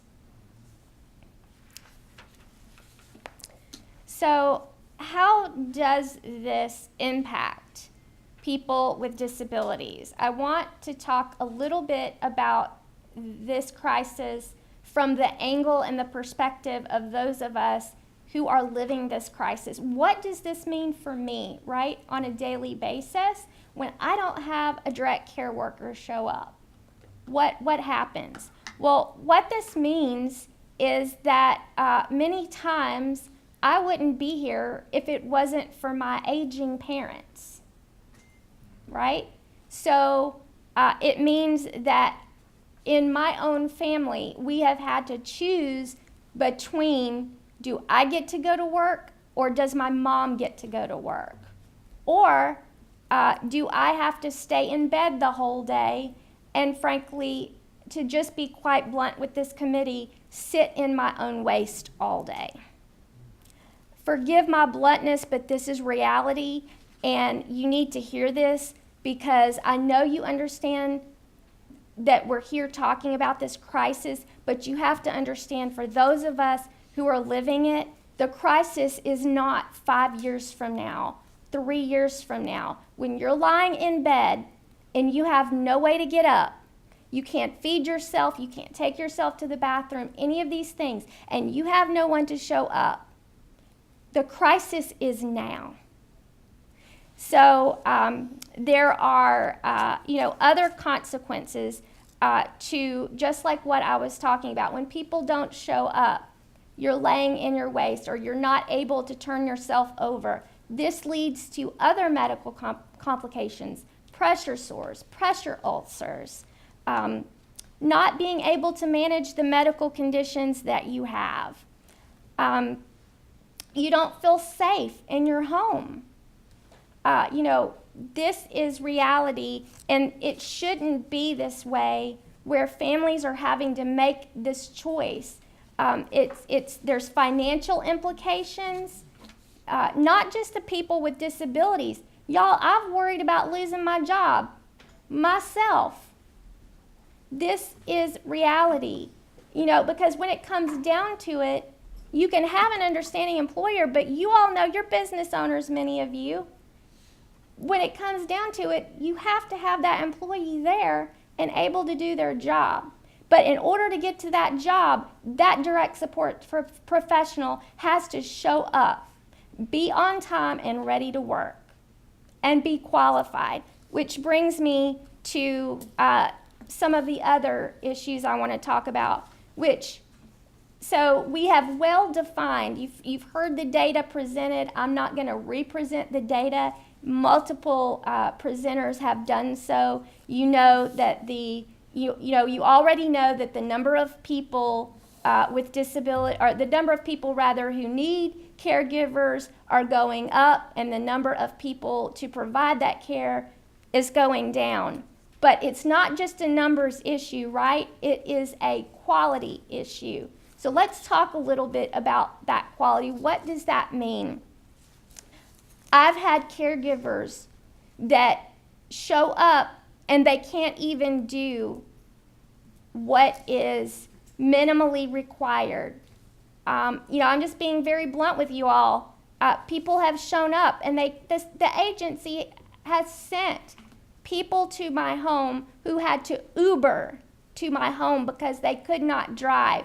And yet one of the job requirements is that they're to drive me to work, to the doctor. What am I supposed to do whenever that happens? So caregivers unable to perform the essential job functions, unable to understand my simple directions. When I say, would you please cross my feet? Would you please uncross my feet? Would you lift my right arm? Would you get this out of my bag for me? That can't understand my instructions. Another issue that I want to talk about, and Brian talked a little bit, I know, about some of this data, but I just want to mention that another issue that I want y'all to consider, again from the perspective of the individuals in Georgia receiving care. We have several different home and community-based waivers. You've heard talk about the Now and Comp. That's for individuals with developmental and intellectual disabilities. There's the Independent Care Waiver Program, which is what I use, for those with significant physical disabilities or traumatic brain injury. There's the Elderly and Disabled Waivers, known as SOURCE and CCSP, that often it's the elderly, but there are individuals with disabilities on those waivers as well.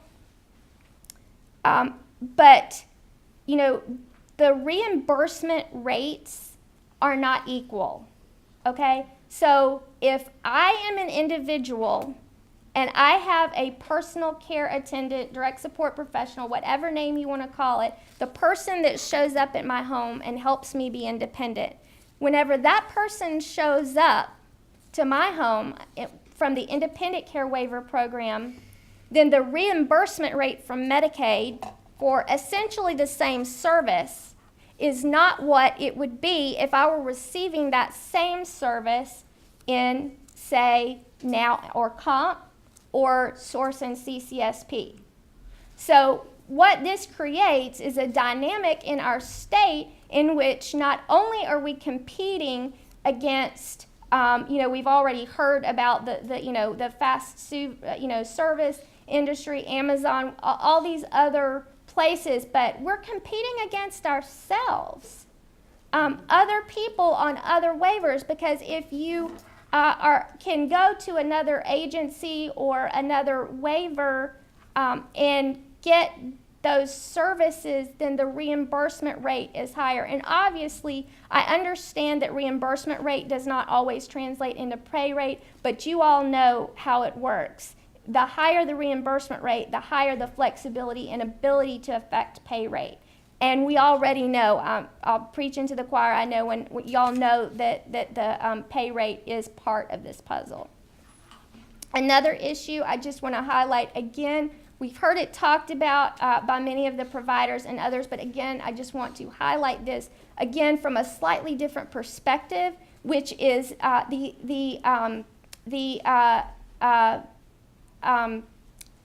overtime at time and a half over 40 hours. The exemption that we've referred to. So while I understand when you're a provider that hits you in your pocketbook, but just like Mr. Lamb testified, there is at least some flexibility in some cases to be able to pay a limited amount of that overtime. But when you do what's called self-direction, which you're going to hear about a little bit more about when Mitzi Prophet comes and testifies, but when you utilize self-direction, for example, under ICWP,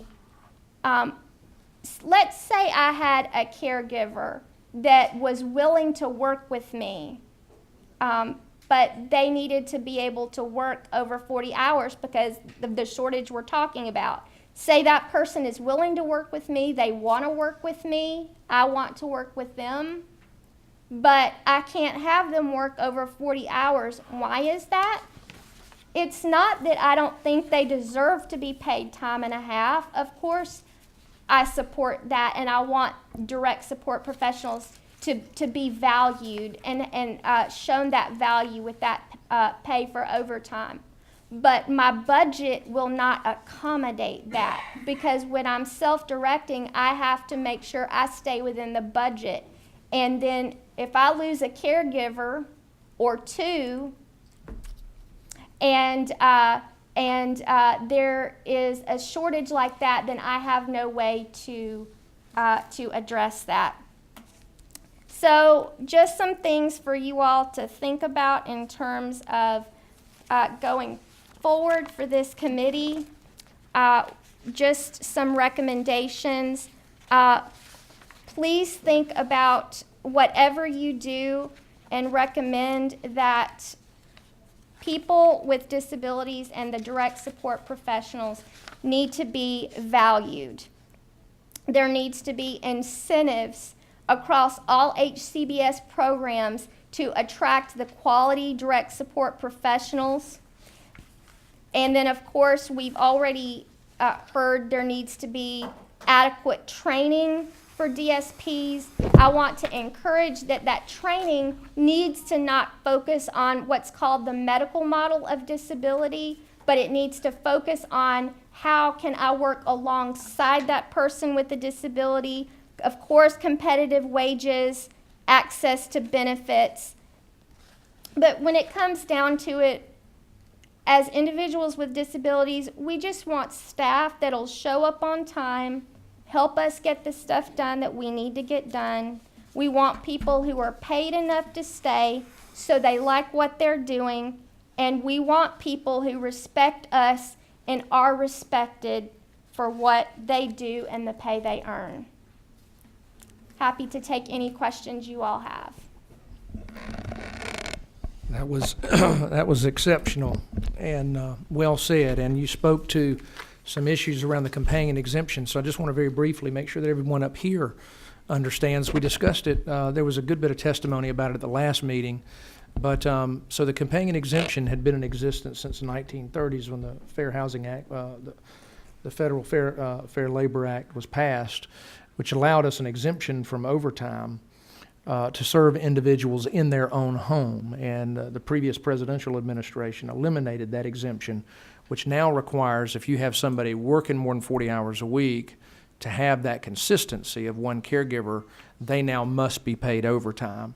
And again, as I alluded to earlier, sometimes government sets out to do things with a positive intention, and they actually have negative impacts. And so I've heard a lot of comments like yours from individuals who have been adversely impacted by that change, but also by caregivers who have been adversely impacted, who had one job and now have 3 or 4.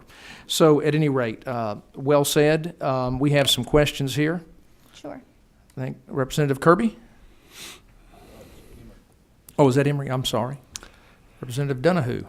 How many caregivers do you have to work with you? Currently, right now, I have 3. Okay, and I would kind of guesstimated that. And you're looking at 3 over 40 hours a week. Well over. Yes. And with that, that's pretty much 15 hours a day because your mother, you said, worked. Is that correct? And I'm trying to grasp this. I learned a long time ago not to assume, so I ask. And with that, I can see the frustration in not vetting proper caregivers. And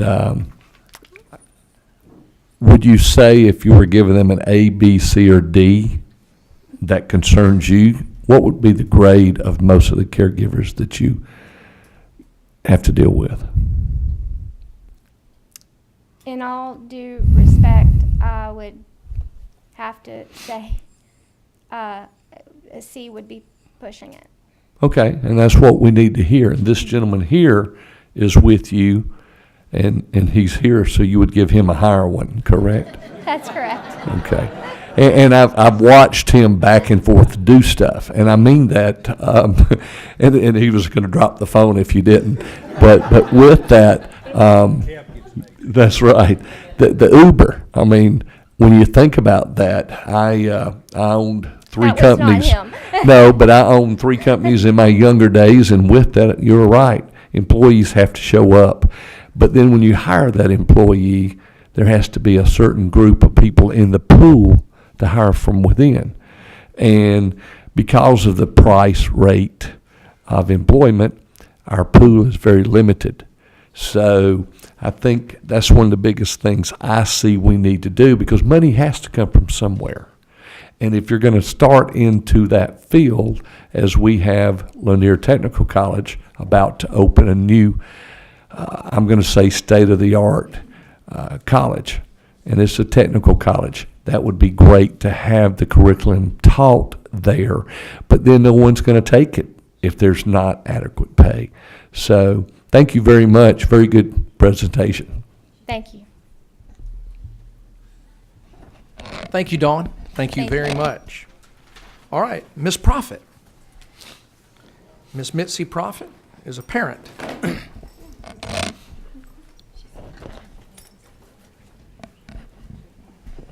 A parent from Statesboro, I'm told. Is that right, Ms. Prophet? I live in, my address is Brooklet because there's no post All office right. in Neville's. All So right. I'm on a dirt road. I know Neville's well. Yeah, but I know I Neville's. can hear 16 from my house.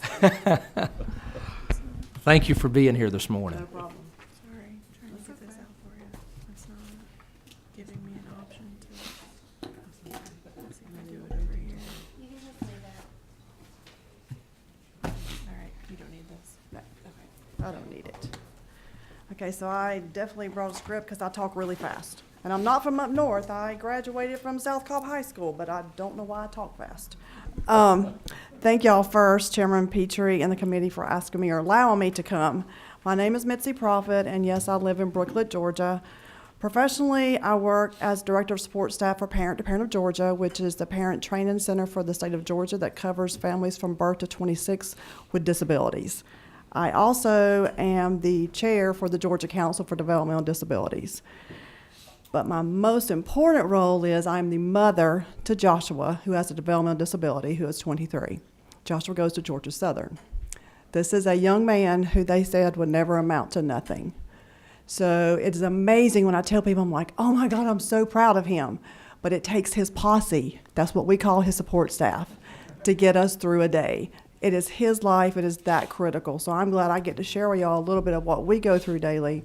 And feel free to ask me any question, because trust me, I don't get embarrassed, because in this world, you do a little bit of everything. I guess the one thing that catches me from listening to providers here today, and also working in this field and living in this field, the data's great, and I know y'all got it. I'm hoping with the study committee that something will go forward. This won't be these things that we hear it's going to stall out for 5 or 6 years, because these things are happening every day. I'm a participant direction parent. That means that I hire Joshua's staff. I have the comp waiver. So again, it goes back to a budget, and there's a big assessment, which Brian knows all that, and the assessment has got better. But again, it goes back to having staff that can take care of Joshua.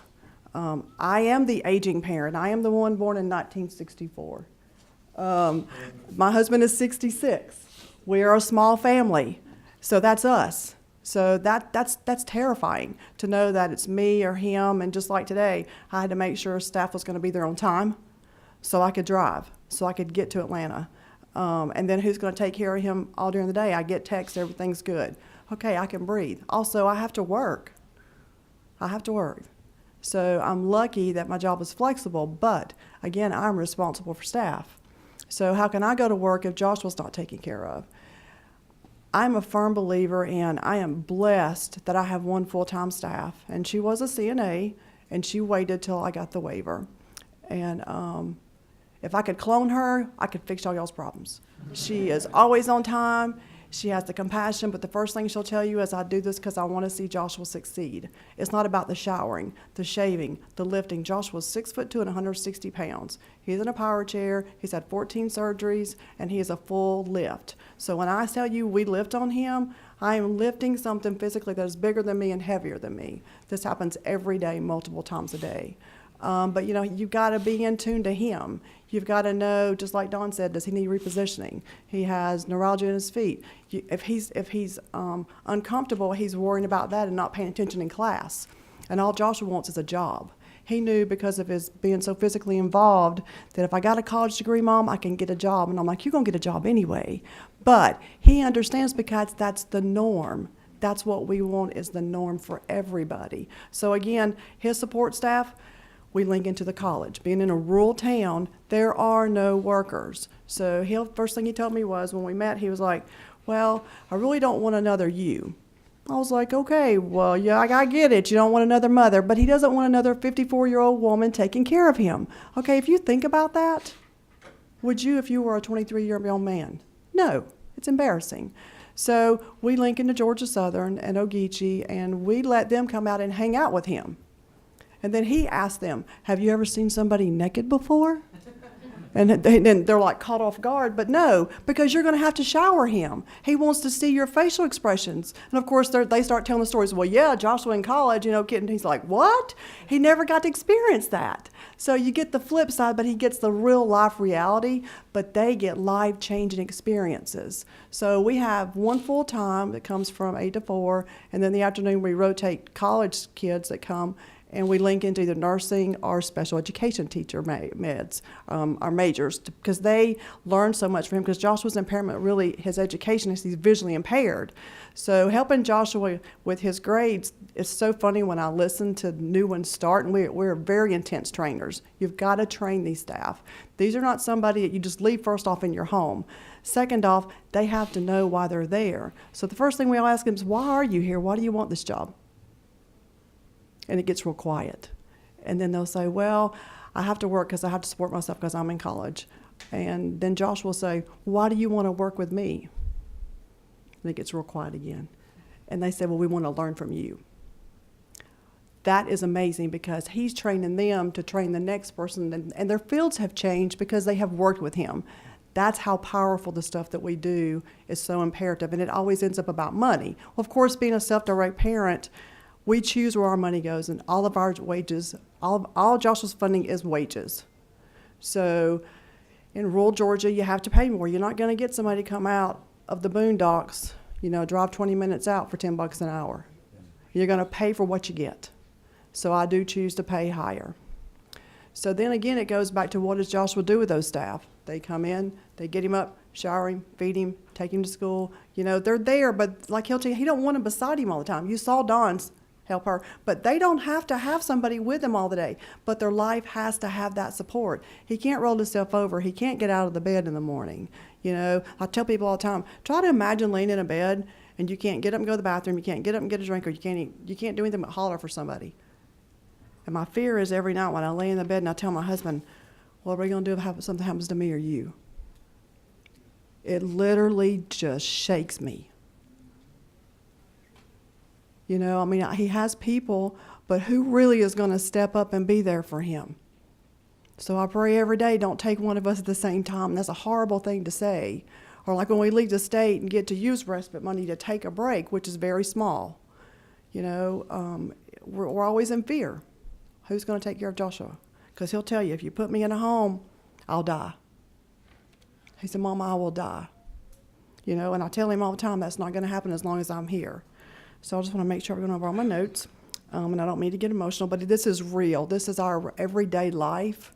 It is so critical for people to understand that for them to show up, we always say he's willing to engage and empower him to have the life he deserves.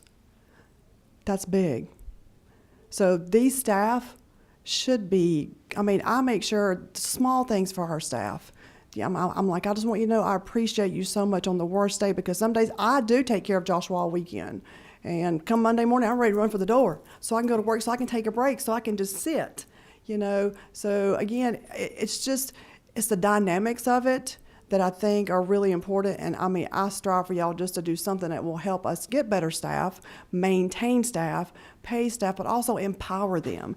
Because, you know, being called a support staff is not really a fun thing. So that's why when Joshua says, who are these people with you when you go to a football game? And he was like, they're my posse. Well, everybody, they don't know what that means. We don't go in scrubs. They're younger. They're kids like him. And again, that's all I have to link into. That's the sad part of rural Georgia.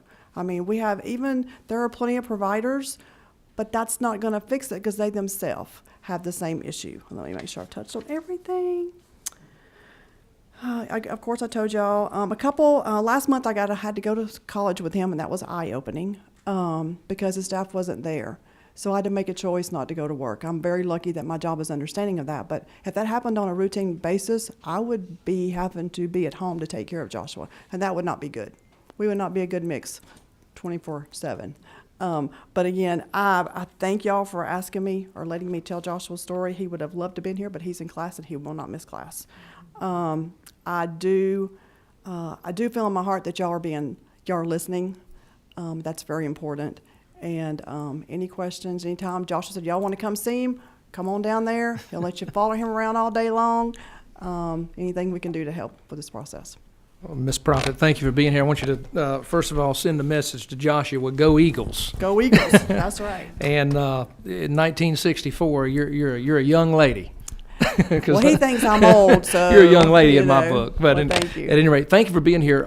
You mentioned the funding. So when you're able, you mentioned all of your budget goes to wages. So that, but when you do that, to make sure everyone here understands, that means you have fewer hours to use, right? Yes. So you choose to pay more, but Yes. it directly impacts how many hours you get. Yes. Is that correct? That is correct. So yeah, I have a budget and I have to make it last April 12th, one year to the next. And it is tough. So a lot of times during the holidays when the students are out, college is closed, I'm on duty because I can't afford to keep staff during those times.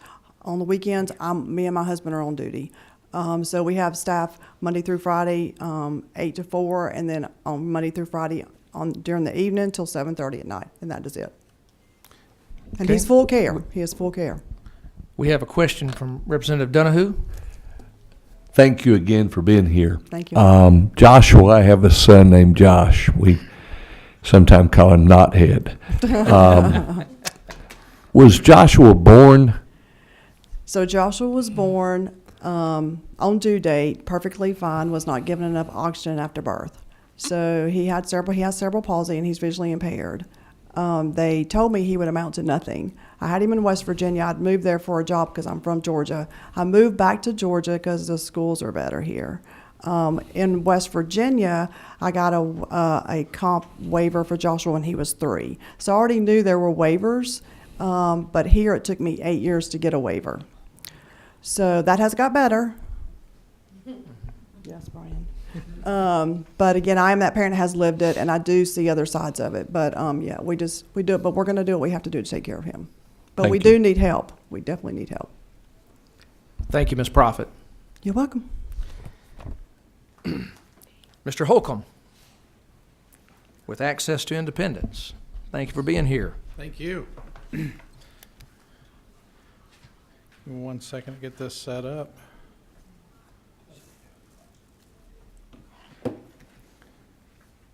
Do we have a handout from you, Mr. Holcomb?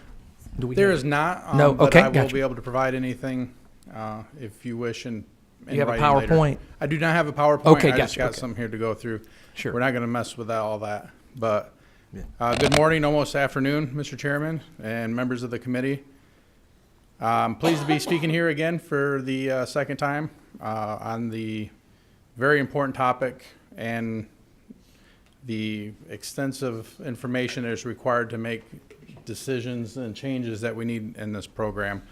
First, I would like to start off, since we've been here since this morning, and some of us may have not known, Governor Deal has just issued an emergency for 92 counties. That's correct. Pretty much from my county, from Columbus down to the south for Hurricane Matthew, because it has hit level 2 and is potentially becoming a level 3. So for my staff, who is probably watching right now, Rico, and the other staff, and everyone who's living in my counties who needs help possibly with evacuation. If you would like to call our office at 706-405-2393 and ask Rico to see if he can reach out to help, and also to go to the dot.ga.gov website for information if they need help possibly looking for shelters. Right now, I'd like to start off today with some sad news that puts these hearings into the importance of home health care workers into perspective that I have. Yesterday, I received 2 phone calls from 2 different family members of elders that we service and provide services to. They called to inform us that they passed away over the weekend. This is a sad anytime that this happens.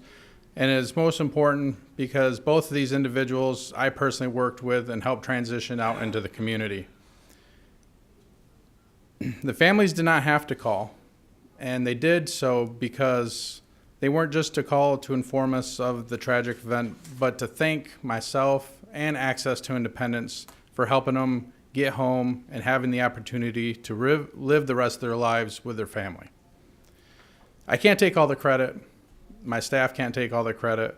A lot of it and the bulk of it goes to the DCH and home care providers. As Brian pointed out earlier, that we're nearing a 50-50 split between institutional and community-based living care. As a subject matter expert on waiver programs of SOURCE, CCSP, and ICWP, the top issues that I faced in transitioning elders basically come down to affordable housing and securing home health care. Those are the 2 most important factors that we look into when we're looking for someone to transition out of the nursing home and into public care. Housing is also a big factor and is also being explored and debated on other avenues. And then securing home health care for individuals. When we transition someone out of the nursing home, the first thing we look into is making sure they have adequate home health care so that their basic needs are met while at home, while out of the nursing home. This is important because we don't want to transition someone out into the community and just let them sit there. That's an unfortunate fact when they cannot get home health care workers to come out. In some cases, that they do go hours without someone there. And to put it into perspective, when looking into someone with disabilities, as myself, as someone who has PTSD and TBI, and other individuals here who have disabilities, our disabilities aren't a 9-to-5 disability. It is not. It is a 24/7. We live with it 24/7, and enable to get someone to work a 9-to-5. Most people want to work a 9-to-5 Monday through Friday. Our disabilities will not allow that. Our disabilities are on the weekends or at nights or during sporting events. They go on during hours in which people do not wish to work. People have lives as well. They want to go out. But unfortunately, finding those people to help us or help the individuals that we service at Access to Independence is difficult to get them out and find the companies to provide the people to get out there and service our consumers. And I mention this because, like I said in the first meeting we had, I have a unique perspective. We don't necessarily serve the people with the home health care. We're an intermediary, and we help find those services for those people. And it is hard for us to find these services when we call and ask, I have a consumer getting out. We need home health care set up, and we need it set up within 24 hours of them getting out so they can get their doctor's appointment set up, so they can get their medications for the month until they see their primary care doctor. And at the times, they might not have anyone ready, so we have to push transition date. And an aside, we wonder where we're going to get the money for this. I want to give a couple of examples. There's 3 people that we transitioned out about 6 months ago. They're under our NHT program. I know you're familiar with the MFP program, and under a subcategory is our NHT program. And what this allows people to transition, they don't necessarily have to have a waiver, a SOURCE or a CCSP or an ICWP, but they're still in the nursing home, and they don't need to be in a nursing home. And I don't have the exact number, and Brian may know it off the top of his head, but for an institution to care for someone a day is $187 roughly. It depends on the institution, roughly $187 a day. Yes, state average Medicaid. So these individuals, one of them was in a nursing home for 5 years up to the point where we transitioned her out. Another individual was there for 3 years up to the point we transitioned them out. And another was only there for a few months. But they didn't need to be in there, and he could have stayed in there if we weren't there to help out. These individuals are now living out on their own off of their retirement. They pay for home health care out of pocket because they are in that area where they don't make less in order for a waiver to help out, or they're not disabled enough to receive the ICWP waiver. But they are living on their own. They're in their own apartments, housing, paying for any home health care out of pocket that they may need, which when you come down to it about retirement or their Social Security breaks it down to about $53 a day. So for those three individuals that we pulled out to live on their own at $53 a day off of the SSI or their Social Security, as opposed to $187 a day for the last 6 months, we have saved the state roughly about $300,000.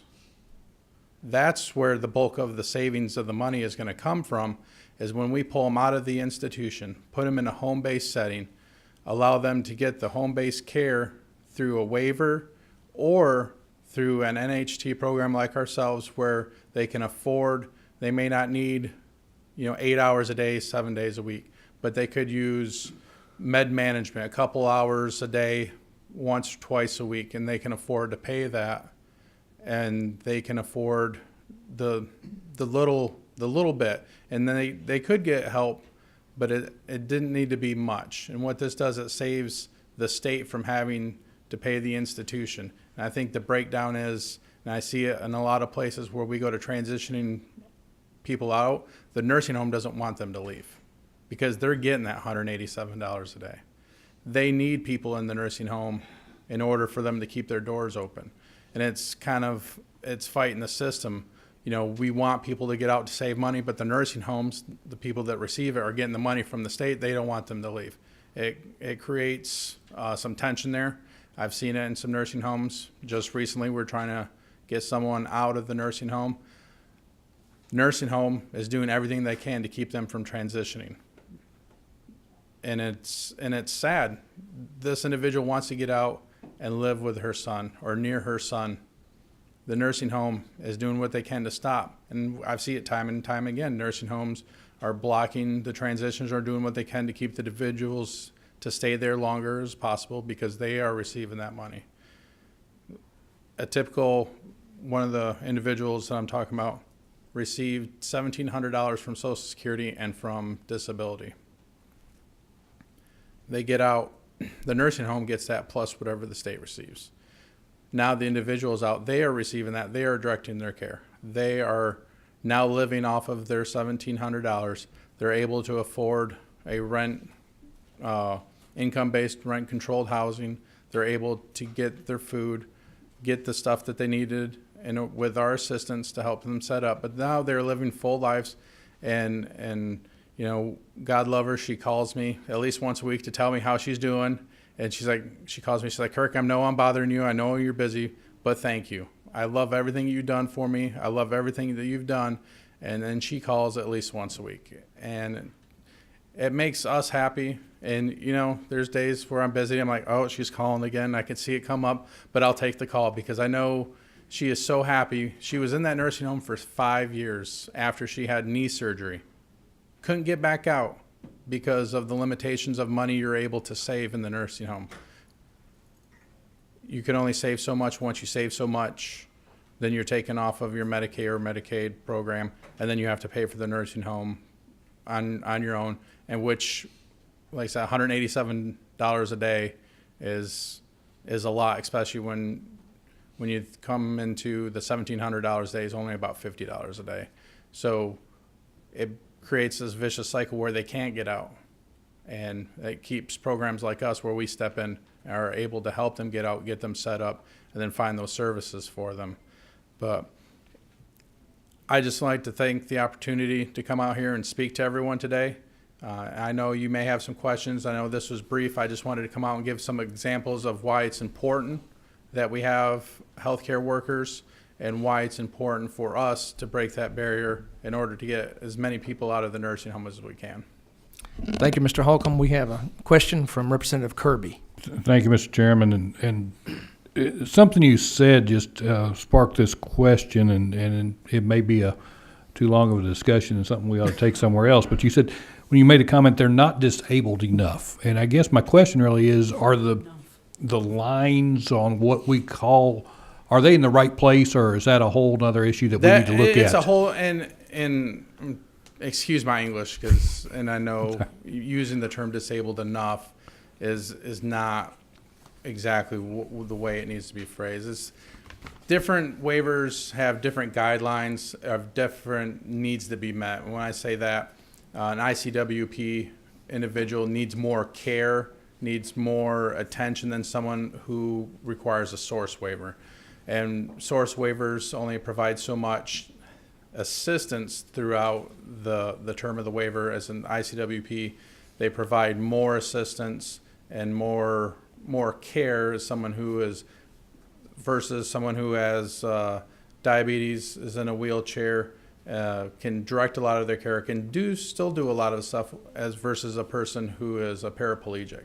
Needs someone to get them out of bed, needs them to change catheters or shower them, feed them, prepare their meals. They need more round-of-the-clock assistance, and there's not really a cut and dry,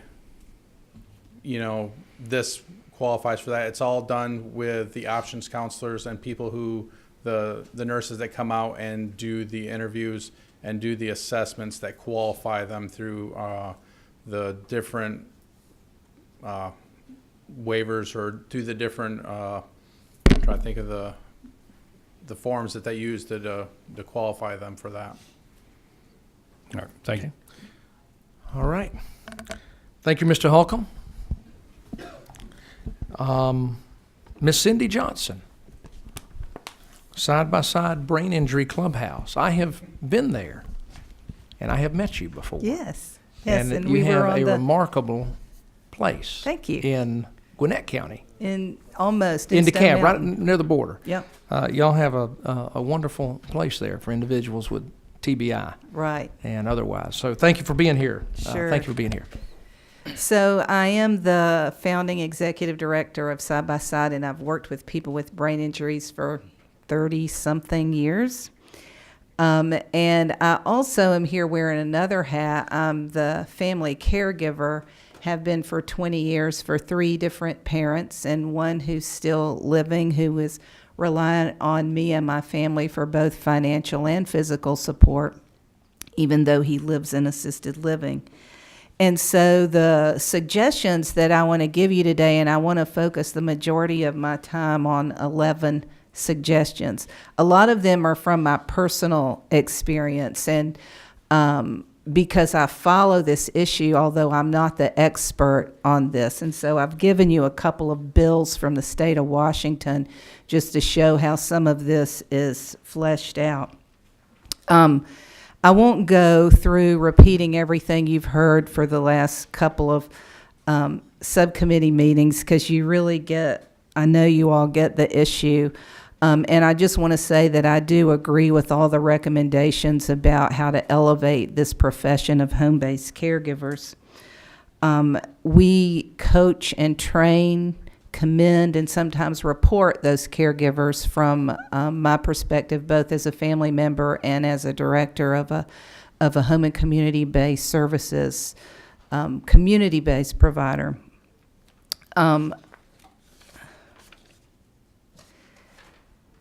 But I also want to stress that I don't expect, and I don't think any of us should expect, that our government is going to pay for all of this care for everybody and relieve all of our caregiver burdens. And I know that we all expect to take personal responsibility, and we already do, but it's just too much for all of us. And also, I want to stress the point, and some of my suggestions are based around this, that the vast majority of people who have disabilities and need care and who are aging with disabilities are not Medicaid beneficiaries. And this is focused mostly on Medicaid beneficiaries. So I want to try to kind of broaden the discussion a little bit to the rest of us. And I know that both from my family and also in working with people with brain injuries, 65,000 Georgians, we think, a year suffer brain injuries. And that doesn't count wounded warriors. It doesn't count people who have strokes. It's just the other brain injuries, traumatic brain injuries that we know about. And about 75% of those will be mild, will be sports-related concussions, those kinds of things, and people will make a pretty good recovery, but 25% of those won't. That's about 16,000 a year that then accumulates who need permanent ongoing care. Those people are like you and me who are driving home from work and we're in a car wreck and our life has changed forever. We're not going to qualify for Medicaid because we will get SSDI, we'll get Social Security Disability, and we won't be at the income limit that we can qualify for Medicaid. So our family members have to quit work. Of course, we're not able to work. And that can go, for the rest of our whole lives. And so, so having worked in this field for 30-something years and then living it myself, I'm constantly looking for ideas that will help kind of build more of a value system in our society to support each other. But let me start first with the home care suggestions. To me, I can't tell you how many hundreds of home-based caregivers I have worked with and coached, and the number one thing that they tell me, even more than the salary, of course the salary's a given, is health care, is health insurance. Even if they work for one of the higher-end home health agencies that have diverse funding streams and can offer some level of health insurance if you have enough hours and you meet that ACA requirement, they can't afford it. They can't afford that benefit on their $10, $12 an hour salary. And so you're shifting the cost burden back to Medicaid and to emergency rooms because they need health care, as do their families. And so whatever you could do creatively to offer this to home health workers would be really helpful. Something like, I'm just making this up, not because I vetted it in a way that I know that it's a reasonable request, but just thinking outside the box, that we consider state employee health benefits for a cost share that's based on the percentage of salary, or create a waiver for these valuable workers. Offer employers an incentive to afford decent family policies. Again, we have to support the health of these workers. And then another suggestion, which has already been talked about, so I won't go into it too much, is to offer some free training and tuition for other educational opportunities, some salary stipends, perhaps an incentive to employers who will set aside dollars to cover lost employee work time while supporting their gains in skill, confidence, and capacity. I'm a certified brain injury specialist trainer, and I have offered to train many direct care providers through the home health agencies, but the agencies can't afford to pay them for the time while they're trained, and they can't replace them on the job. They're leaving that job to go to another job, so they have no extra time to further their education. And to support coaching resources, you've heard a lot about that. Things like online chat groups that protect client confidentiality, hotlines, free and confidential consultation regarding ethical and scope of services challenges. And the resources should be geographically and affinity focused. Also, support an employment model that offers paid time off to these home care workers. Dawn was talking about her budget and Mitzi about her budget, and they focus their self-directed money on wages, which is why they can get good caregivers. But can they afford to give their caregivers a week of vacation, a long weekend, a holiday, time to go to their child's, school performance? Probably not. Is to encourage accreditation of some of these agencies. We're CARF accredited, and I know that it's expensive. It's expensive to do and to maintain, but there are really strong best practice standards in there that encourage the health of your staff and the people you serve and all of your stakeholders. And it gives some really good suggestions of how to accomplish that. So now let me shift a minute to family members. When I think about what would help me as a family member and my sister and my step-siblings, one thing is, and this is more of a federal issue, is to expand dependent care benefits and employee pre-tax FSAs. If I had the same benefit that my younger generation has to pay for the daycare of their child, to pay for care for my father, that would help me a lot. And also a tax deduction, not just a dependent tax deduction that one person can take, but that everybody could take who's contributing some percentage of their salary to care for their family members. And then I provided you a couple of bills from the state of Washington from their proposed Long-Term Care Trust Act. This is a concept, and the next several suggestions are a cost share kind of concept that is starting to take flight in other states. In Washington, they're proposing a payroll premium of 0.49% that would go into long-term care insurance for everybody. And then it would follow something kind of like SSDI, which if you worked so long or contributed so much, then you would qualify to receive that care. A slightly different version of that insurance product is talked about on a national level is something kind of like an AFLAC policy that would be a privately purchased health policy rider, and that would stratify the risk across different age groups, and like college student parents could purchase that, and rather than it just all be people who, like me, who are going to need the care themselves and for their family member. And then another variation is a public-private reinsurance or risk-sharing model with the purpose of providing a stable and ongoing source of reimbursement to insurers for a portion of their catastrophic long-term services and supports losses in order to provide additional insurance capacity for the state. The entity would operate as a public-private partnership supporting the private sector's role as the primary risk bearer.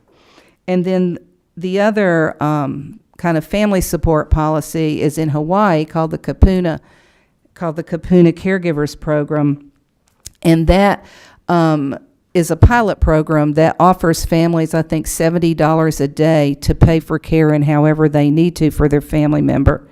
Finally, by all means, please consider increasing the Medicaid waiver rates. Side by Side is a provider of adult day services along with employment services and other services through other payer sources, but our rate hasn't changed in the 18 years that we've been a provider.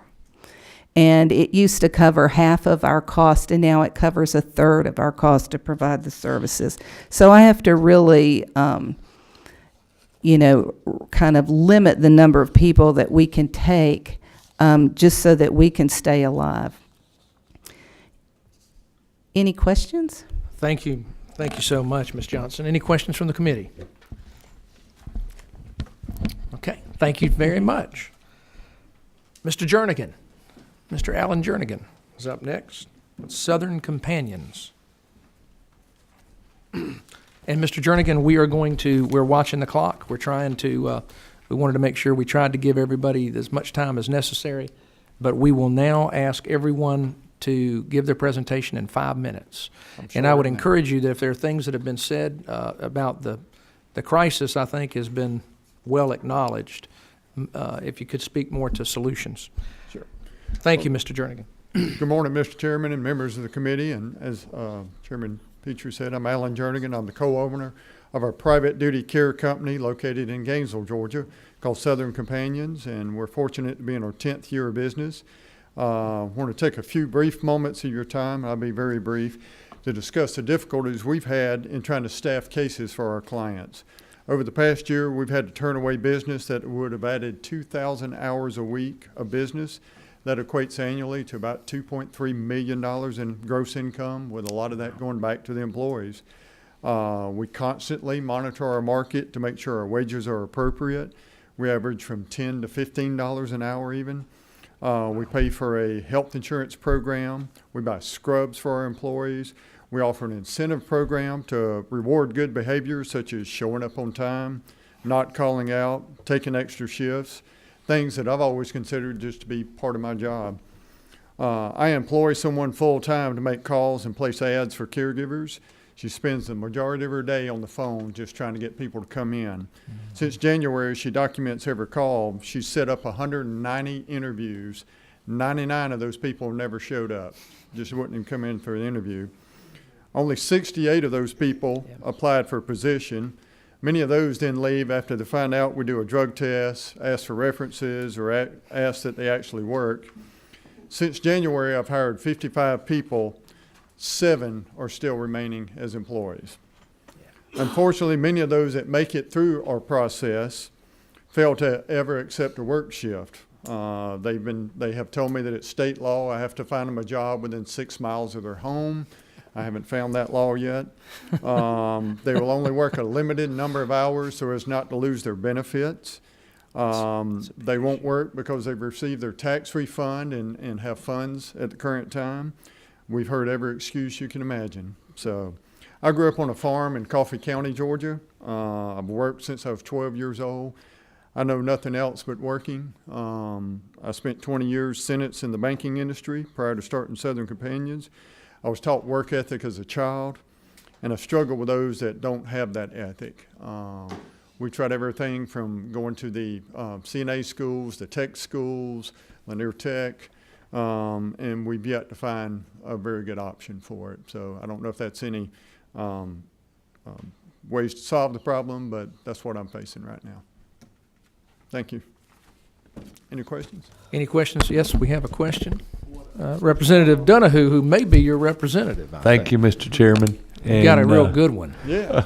Well, I appreciate that. Thank you. I deal with that every day. Every time I was in logistics, I own my own company there.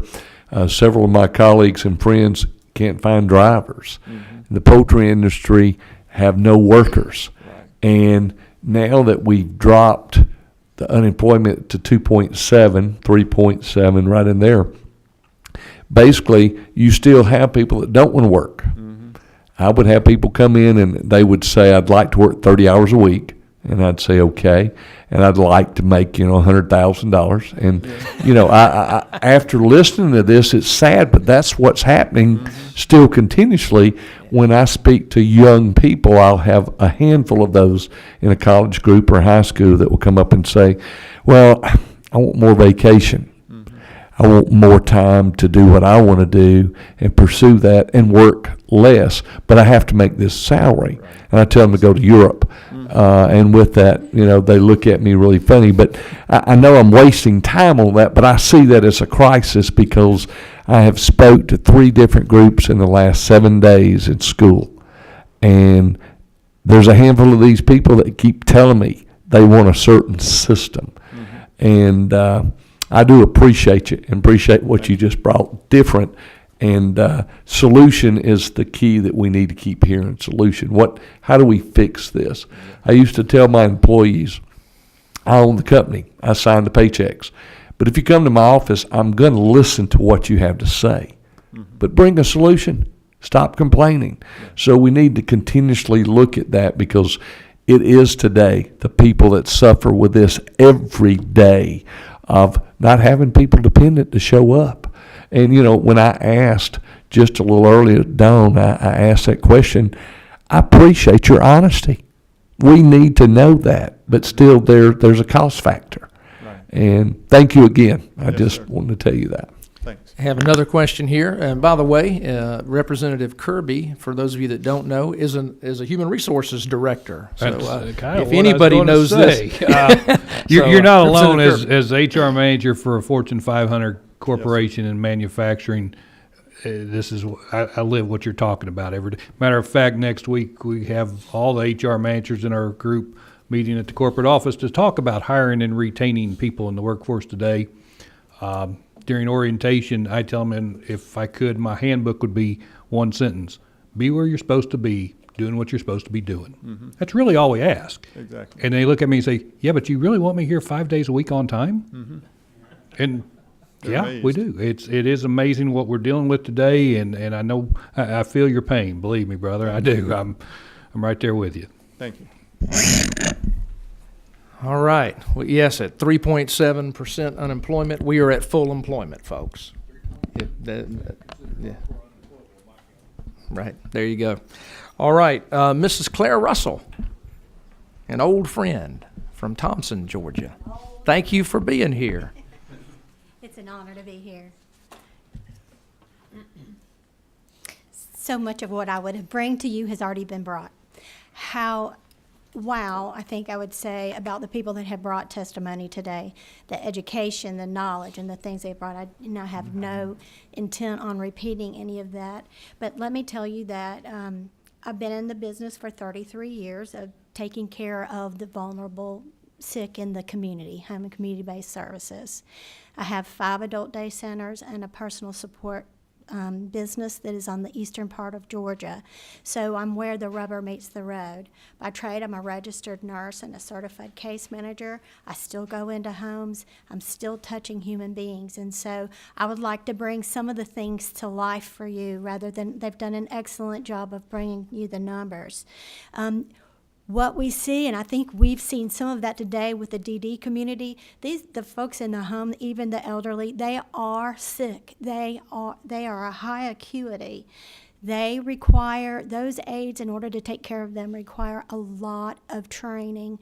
Not only how to use a lift to avoid back injury, but also just general assessment skills so they know what to report and when to report it. What that does to businesses like ours who don't have reimbursement for oversight is it drives up the overhead to provide that training, to get in those homes over and over again, to try to teach and show and point out what we're looking for and what to report back to us. And so I see a need here for significant training. And so if there's any opportunity to offer some solution with training in whatever venue that can be. Now, there are CNA schools in some of the technical colleges, but let me share with you what we see in our HR department, which is overheating.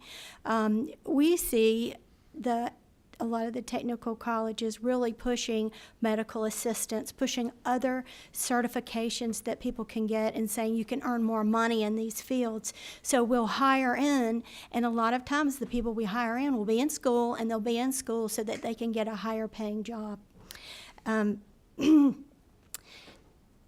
And I'll kind of go into, so what we deal with. I want to speak just a second to the health insurance. We do provide health insurance. But what I would love for y'all to understand is with that ACA and our mandate to provide health insurance, we're paying 90% of the health insurance of those aides. So it isn't that we're not offering it. It isn't that we're not doing our part. I submit to you we are doing our part. We're, in fact, doing more at providing about 90% of that cost for those aides. We, as stated before, it was a huge titanic hit to our company with loss of companionship exemption. What that did was, we've talked about what it did for the worker, but what it did for vulnerable individuals, and we've seen vulnerable individuals in here, they lost continuity of care. They lost the ability to have a live-in aide. in order to fill a 24/7 case, we have to have a minimum of 7 workers in this environment that we have. 7 versus about 3 to 4 if there is a live-in. I don't know about you guys, but I'll be just as blunt as some of the others and tell you I have a limit to how many people I want to bathe me when I need help with a bath. It is easier to fill on some of the Medicaid short-term cases because, as was said, there's a pool. But how many substitutes do you want to come into your house? And how frustrating is that to individuals like Dawn? And so Dawn is very, and the people that spoke, they're eloquent and they can speak their needs. But the older we get, the harder time we have telling others what we need, and the more frustrated we get quicker. So I just submit to you that huge in this and in what you're doing, my request of you is to watch the regulation. The more regulation that is put upon these companies, our companies, the higher our internal costs go, the higher the heat goes, the more internal overhead we spend, the less we're able to provide to the individual worker. So in the solutions we have, we can watch. So it's wonderful. Criminal record checks, fingerprints, that is a wonderful thing. Can you imagine knowing that everyone in your home is fingerprinted? Y'all, how am I going to pay $58 to have the people fingerprinted who if they make it through orientation, and they'll go to the first case and say, this is a whole lot more than what I bargained for. I don't want to do this anymore. Drug testing, fingerprint, I submit to you that I think it's wonderful, but I'm not sure how I'm going to pull all this off. Without exemption, with providing 90% cost for the health care insurance, the cost of liability is overwhelming. You can imagine in the society that we live in. Realize too, okay, so the pool we're hiring in at 9 to 12. I recently made the decision. I have 5 to 6 aides that have been with me for almost 20 years. Their work for me is a break even. And I made that poor business decision. I made that poor business decision, and I want to tell you why. I need those women bumping shoulders against the ones that don't want to come to work or don't have the work ethic. And if I let them go just because of a financial reason, then I'm making the wrong choice. So I ask for you to watch the regulation, and I ask for you to help improve the cost here so that we can pay them what they deserve. We see that, we know that. And lastly, to realize part of what is going on, it is more beneficial for some people to come to work for 6 to 8 weeks and to be able to get assistance and show that they're working.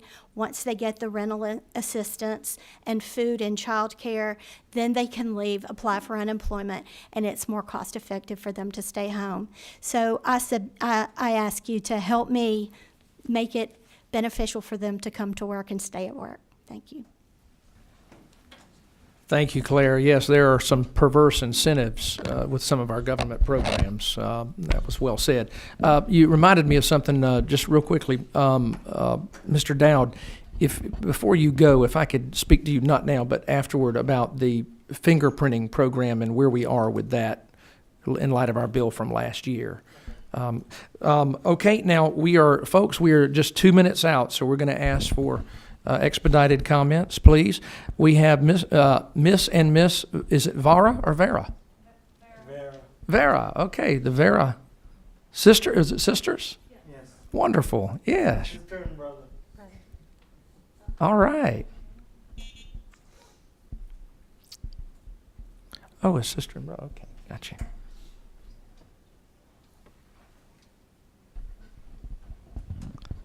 I was misreading the names here. Sorry, guys.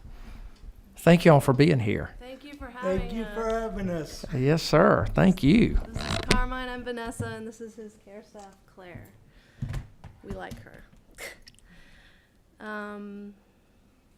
Thank you for having me. My name is Vanessa Vera, and I'm Carmine Vera's sister. This advocating role is new to me.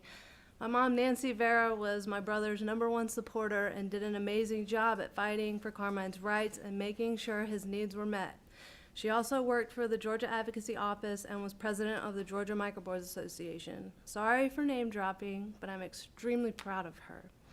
Unfortunately, she got in a car accident where she sustained a TBI and now requires 24-hour care. I wish I had the capacity to be Carmine's full-time advocate and take on everything that she did, but I cannot, with a family of my own and a full-time job. And my mother also lives with me. And I live 5 minutes down the street from Carmine to take care of him, or watch over his care. So we rely heavily on supports provided by the waiver to help him live his best life. Side note, I would like to give a shout out to Mr. Dave Lamb of CareMaster, who does a wonderful job supporting my mom with 24/7 care. I honestly wish they could support my brother, but they do not accept his waiver at this time. Please help him if you can. Carmine has cerebral palsy and requires 24-hour supports. He also has had a job for 15 years and is a taxpayer. He gets to live in his own home, and we are extremely grateful for this, but his life is ultimately controlled by the support staff on duty. I wanted to give you all a small insight on my brothers to what Georgia calls person-centered care looks like. Many of Carmine's support staff lack interest in engaging with him unless it is to complete a task that they have to do in order to get paid. He will sit in his room doing nothing until it is time to eat or time to check your catheter. Due to his disability, it is sometimes difficult for Carmine to come up with things to do on a daily basis that enrich his life. But with just a little enthusiasm for a support staff person and showing of interest in his life, Carmine would be comfortable expressing the needs he has to be out in the community and be the social butterfly he is. Instead, he only feels okay to ask them for things that he knows they have to do. It is so important to invest in proper training and fair compensation for people who provide supports to people like Carmine. We can't keep going through a revolving door of high turnover, low-paid, undertrained, and uncaring staff. Carmine has shown us that with the right support, he can make a difference in the community. His personality alone has gotten roads fixed. He was on the news. He used money he made off selling his buttons to donate to charity. He loves brightening people's day when he works at Stone Mountain Park. And he wants to do so much more. Please help Carmine do more by investing in the system that provides him his daily supports. That was actually written by my sister, who is considered the nice one. Here's my take. Many of these people supporting my brother simply do not care about his quality of life. Supporting him to live his best life, they are also aren't held accountable when these quality issues are brought to light. When my family and I contact the agency, we are pretty much threatened to put up with it or you take on his care, and that's just not possible. So I'm forced to comply, which never ends well. We are a family that speaks up and have confronted certain staff when our family members not being supported properly, especially when the agency has given us an ultimatum to deal with it or get nothing.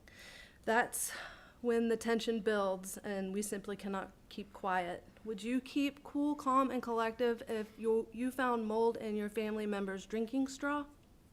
Daily drinking straw. Due to instances like this, we were given a 30-day notice by our agency. That was almost 5 months ago. We have found a few agencies that seem to have the same values and visions as we do, but they simply cannot staff the case due to nursing shortage. One of the agencies was only offering $10 an hour. So again, he is stuck. I believe the reason for this low quality care is the low wage that is offered and the fact that they have 2 to 3 jobs, which causes them to have to work back-to-back 12-hour shifts. On numerous occasions, we have caught them sleeping on the job during the daytime, thus limiting Carmine further. They need better pay, training, and to be vetted better. We are so lucky that we are able to monitor Carmine's care, but cannot help to think about the people who don't have family members 5 minutes down the road and take an active role. I would also like to touch on some of the strict rules in place for 24-hour care. The agency has a rule His current agency has a rule that says that is required to keep his 24-hour care, that staff must be within 5 feet of him at all times. What kind of life is that? They even enforce this at his workplace. There is no standby care in place where the support staff can just be within a reasonable distance. I have been told the state thinks that if someone is not needed by his side 24/7, then he must not need 24/7, and he can make relationships at work, at the workplace, to help him with certain things. How would you feel if you had to ask the security guy down at the front desk to adjust your condom cap because it's pulling at your pubic hair, or that you need to do a BM? Carmine needs privacy and independence as well as 24-hour care. Please consider a standby care clause for people who require 24-hour care. Carmine is depressed and currently sees a counselor. I picture him in my head often sitting in his wheelchair with his head down, and it breaks my heart. This is not the life my mom worked so hard to give him. Please help us get quality care for him. Again, we are so grateful for the waiver, but we need better quality of support so that he can live his life the way he wants and his needs are met. And Carmen, would you like to say? I just want to say something real quick. I need you to hear me. I need that independence. I need that independence. If y'all don't understand, think about how you would feel if you were sitting in a chair 24/7 and you didn't have any care and you didn't have any people to take good care of you. So I just want to say one thing to you. Please fill my shoes or do something to help me out. That's all I ask y'all. Thank you. And then this is Claire. If you guys have any questions for the workforce or me, she has given a go-ahead, and so have I, if you have any questions. Thank you all so much, and thank you, Carmine, for being here. It means a great deal to us. I said it earlier, I'll say it again. This is ultimately what we're all about, trying to make sure that we have the right kind of workforce for going forward. Any questions? We have Representative Donahue has a question. Thank you, Mr. Chairman. Claire, quick question. How old are you? I'm 34, sir. And you had a passion to work in caregiving. Something had to start your passion for that. Yes, sir. What age and what? At first, I wanted to get to a nursing school, but then I heard so many people say, oh, it's nasty up there. If you get there, you probably won't like it and stuff like that. So they say, okay, you might want to try the CNA. If you like it, and chances are you are probably not going to like it. If you make it through, then you're good for the nursing school and that. So I said, okay, I'm going to try, and I stick to it ever since 2011, I believe it was. So, yeah. Thank you. Do it. Representative Mathiak.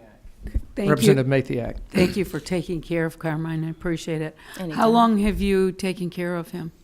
Since May. Okay, so last May. Okay. Yeah. Thank you. Thank you all very much for being here today. And Mr. Zoller, Mr. John Zoller, is up next. And then Miss Kathy Floyd will be the last person on the agenda. Thanks for having me up here. I recognize you're out of time already. I am the father of a 32-year-old developmentally disabled adult. I am truly the aging parent in this group, and it is. Yeah, I'm going to be short and sweet to the point here, because you're out of time. Raising the Medicaid reimbursement rates is critical. It's a message that you've heard repeatedly over and over and over from the folks that have provided information here today, and you recognize that you've heard the numbers, the trends, the projections, et cetera. Don't need to repeat that. The other point that I want to make, because I've changed my thoughts here a dozen times, as people already said what I wanted to say, and that is a question for you, and that is how are you going to raise awareness within the legislature of this issue? Too often we're in an echo chamber. We talk to each other. It's a small group. Everybody in this group knows this is the right thing to do. How does this message get pushed out beyond these walls. I was part of criminal justice reform when Governor Deals when he was first elected, and we had a dedicated and an informed and a actual strategic way of getting that word out and finding ways of getting allies and progressively getting the more and more folks on board. Do we have a plan like that for this issue? I'll take that question. Sir, Mr. Zoller, that's actually part of what we're doing here today. We have these members who are in all kind of disparate fields, and bringing them together in a forum like this is one of the ways we do that. So, yeah, there's a committee in the Senate, a study committee in the Senate, likewise, dealing with some of these issues, a little bit different. But I think all of these conversations are how we accomplish that. Which you raise a good point is really how we did it with criminal justice reform, and we've seen remarkable gains there. So yeah, we had TV and radio in a lot of those meetings, and that's where I started getting neighbors who would ask me questions about what's going on. What is this? Is this really the right thing to do, or are we just being soft on crime? That type of thing. Up until then, they never really thought about it. Didn't impact them. Right. And I think we're doing that. I think people are seeing that rather than expanding Medicaid to able-bodied working people, we have a lot of work to do for disabled, frail, elderly, disabled individuals throughout this state. And right now, it looks like we're doing that, and I think we're going to continue to do that. So I hope that message will continue to spread. I think we have a question for you from Representative Mathiak. I just have a comment. Part of the way that it's going to get out is because we have a chairman that has a passion for this. I don't know how we got picked to be on this committee. I assume it was because of conversations that we've had and our passions for some of the needs of our citizens. So I think I'm right. I don't know. I think you are. Thank you, sir. Thank you. Mr. Zoller, thank you for being here. Ms. Kathy Floyd with the Georgia Council on Aging. Yes. Great to see you here. Yes, thank you, Mr. Chairman. I just want to bring attention to some information you already have. One of our members, the SRA of the AAA with the Regional Commission in Augusta, pulled together some stakeholders and had a focus group meeting, and Representative Howard was there. You have the information. I just want to bring attention to that, and my member asked to make that point. You've got some good information there. Yes, we do, and Representative Howard was thrilled to be involved with that conversation. So yes, we have that data as well, and I think Tara has shared it with everybody here. Great, that's it. Thank you. Thank you very much. Well, thanks to all of you. We are 12 minutes late. Well, I think we have a question here. Representative Kirby? Yeah, I see we still have Representative DCH over there. Yes. Ms. Profit basically alluded to the state of West Virginia can get a waiver 3 times faster than we did. What are we doing to fix that? And what do we need to do? Slots. We need slots funded in the DD waiver. All the 1915C waivers have a designated number of individuals that we can serve through Medicaid. And like in the ICWP waiver, there's 9 people on the waiting list. In the source portion of the elderly and disabled waiver, there's nobody on the waiting list. It's 0. If you apply today, you'll be working through the process immediately. CCSP has roughly about 1,000 people on the waiting list. It's 1,098 as of the end of last month. Because as the end of June, I track quarterly. So, but those slots are available. It's just a matter of getting people on. They're working to get those folks on. In the DD waivers, in the intellectual disability waivers and the developmental disability waivers, which are now in comp, they have, it's close to 6,000 people on the waiting list right now. And there has been a big focus over the last several years to move people out of the state-run hospitals and institutions as part of the Department of Justice settlement. I think Commissioner Fitzgerald talked about that a little bit. So they're really involved individuals, and they're very high cost. As from the slides earlier, I wish I had them, you can see that in the comp waiver we spend a considerable amount of money more than any other waiver. So it's very high intensity, high individuals. To To get people off the waiting list, though, we have to have slots funded. Thank you, Mr. Dowd. And again, I want to mention that, just to make sure everyone understands, so those slots that Mr. Dowd is speaking to, so these services are not entitlements. So the entitlement is the skilled facility, is the nursing home. And so, they're automatically funded if anybody needs service, but for these community-based services, when they're on Medicaid, and of course we had people today speaking to the private sector as well, but when they're on Medicaid, they're not entitlements. And so they basically go onto a list until we have adequate funds to move people off. And that 6,000 you mentioned was on the DD side was 9,000 just a couple of years ago. The state has really done a remarkable job of advancing and reducing these waiting lists, but there's still so much to do. And to your point, so much to do. Folks, thank you all for being here. We're so appreciative of your time. And I want to especially thank the members of this committee for being here. And I think we've heard a lot, and we're gonna gather up today amongst ourselves to talk about how we proceed with our next and last meeting, where we're going to talk about solutions. I think we have heard plenty about the problem. We want to talk about solutions now. Thank you all for being here again. Have a great rest of the day.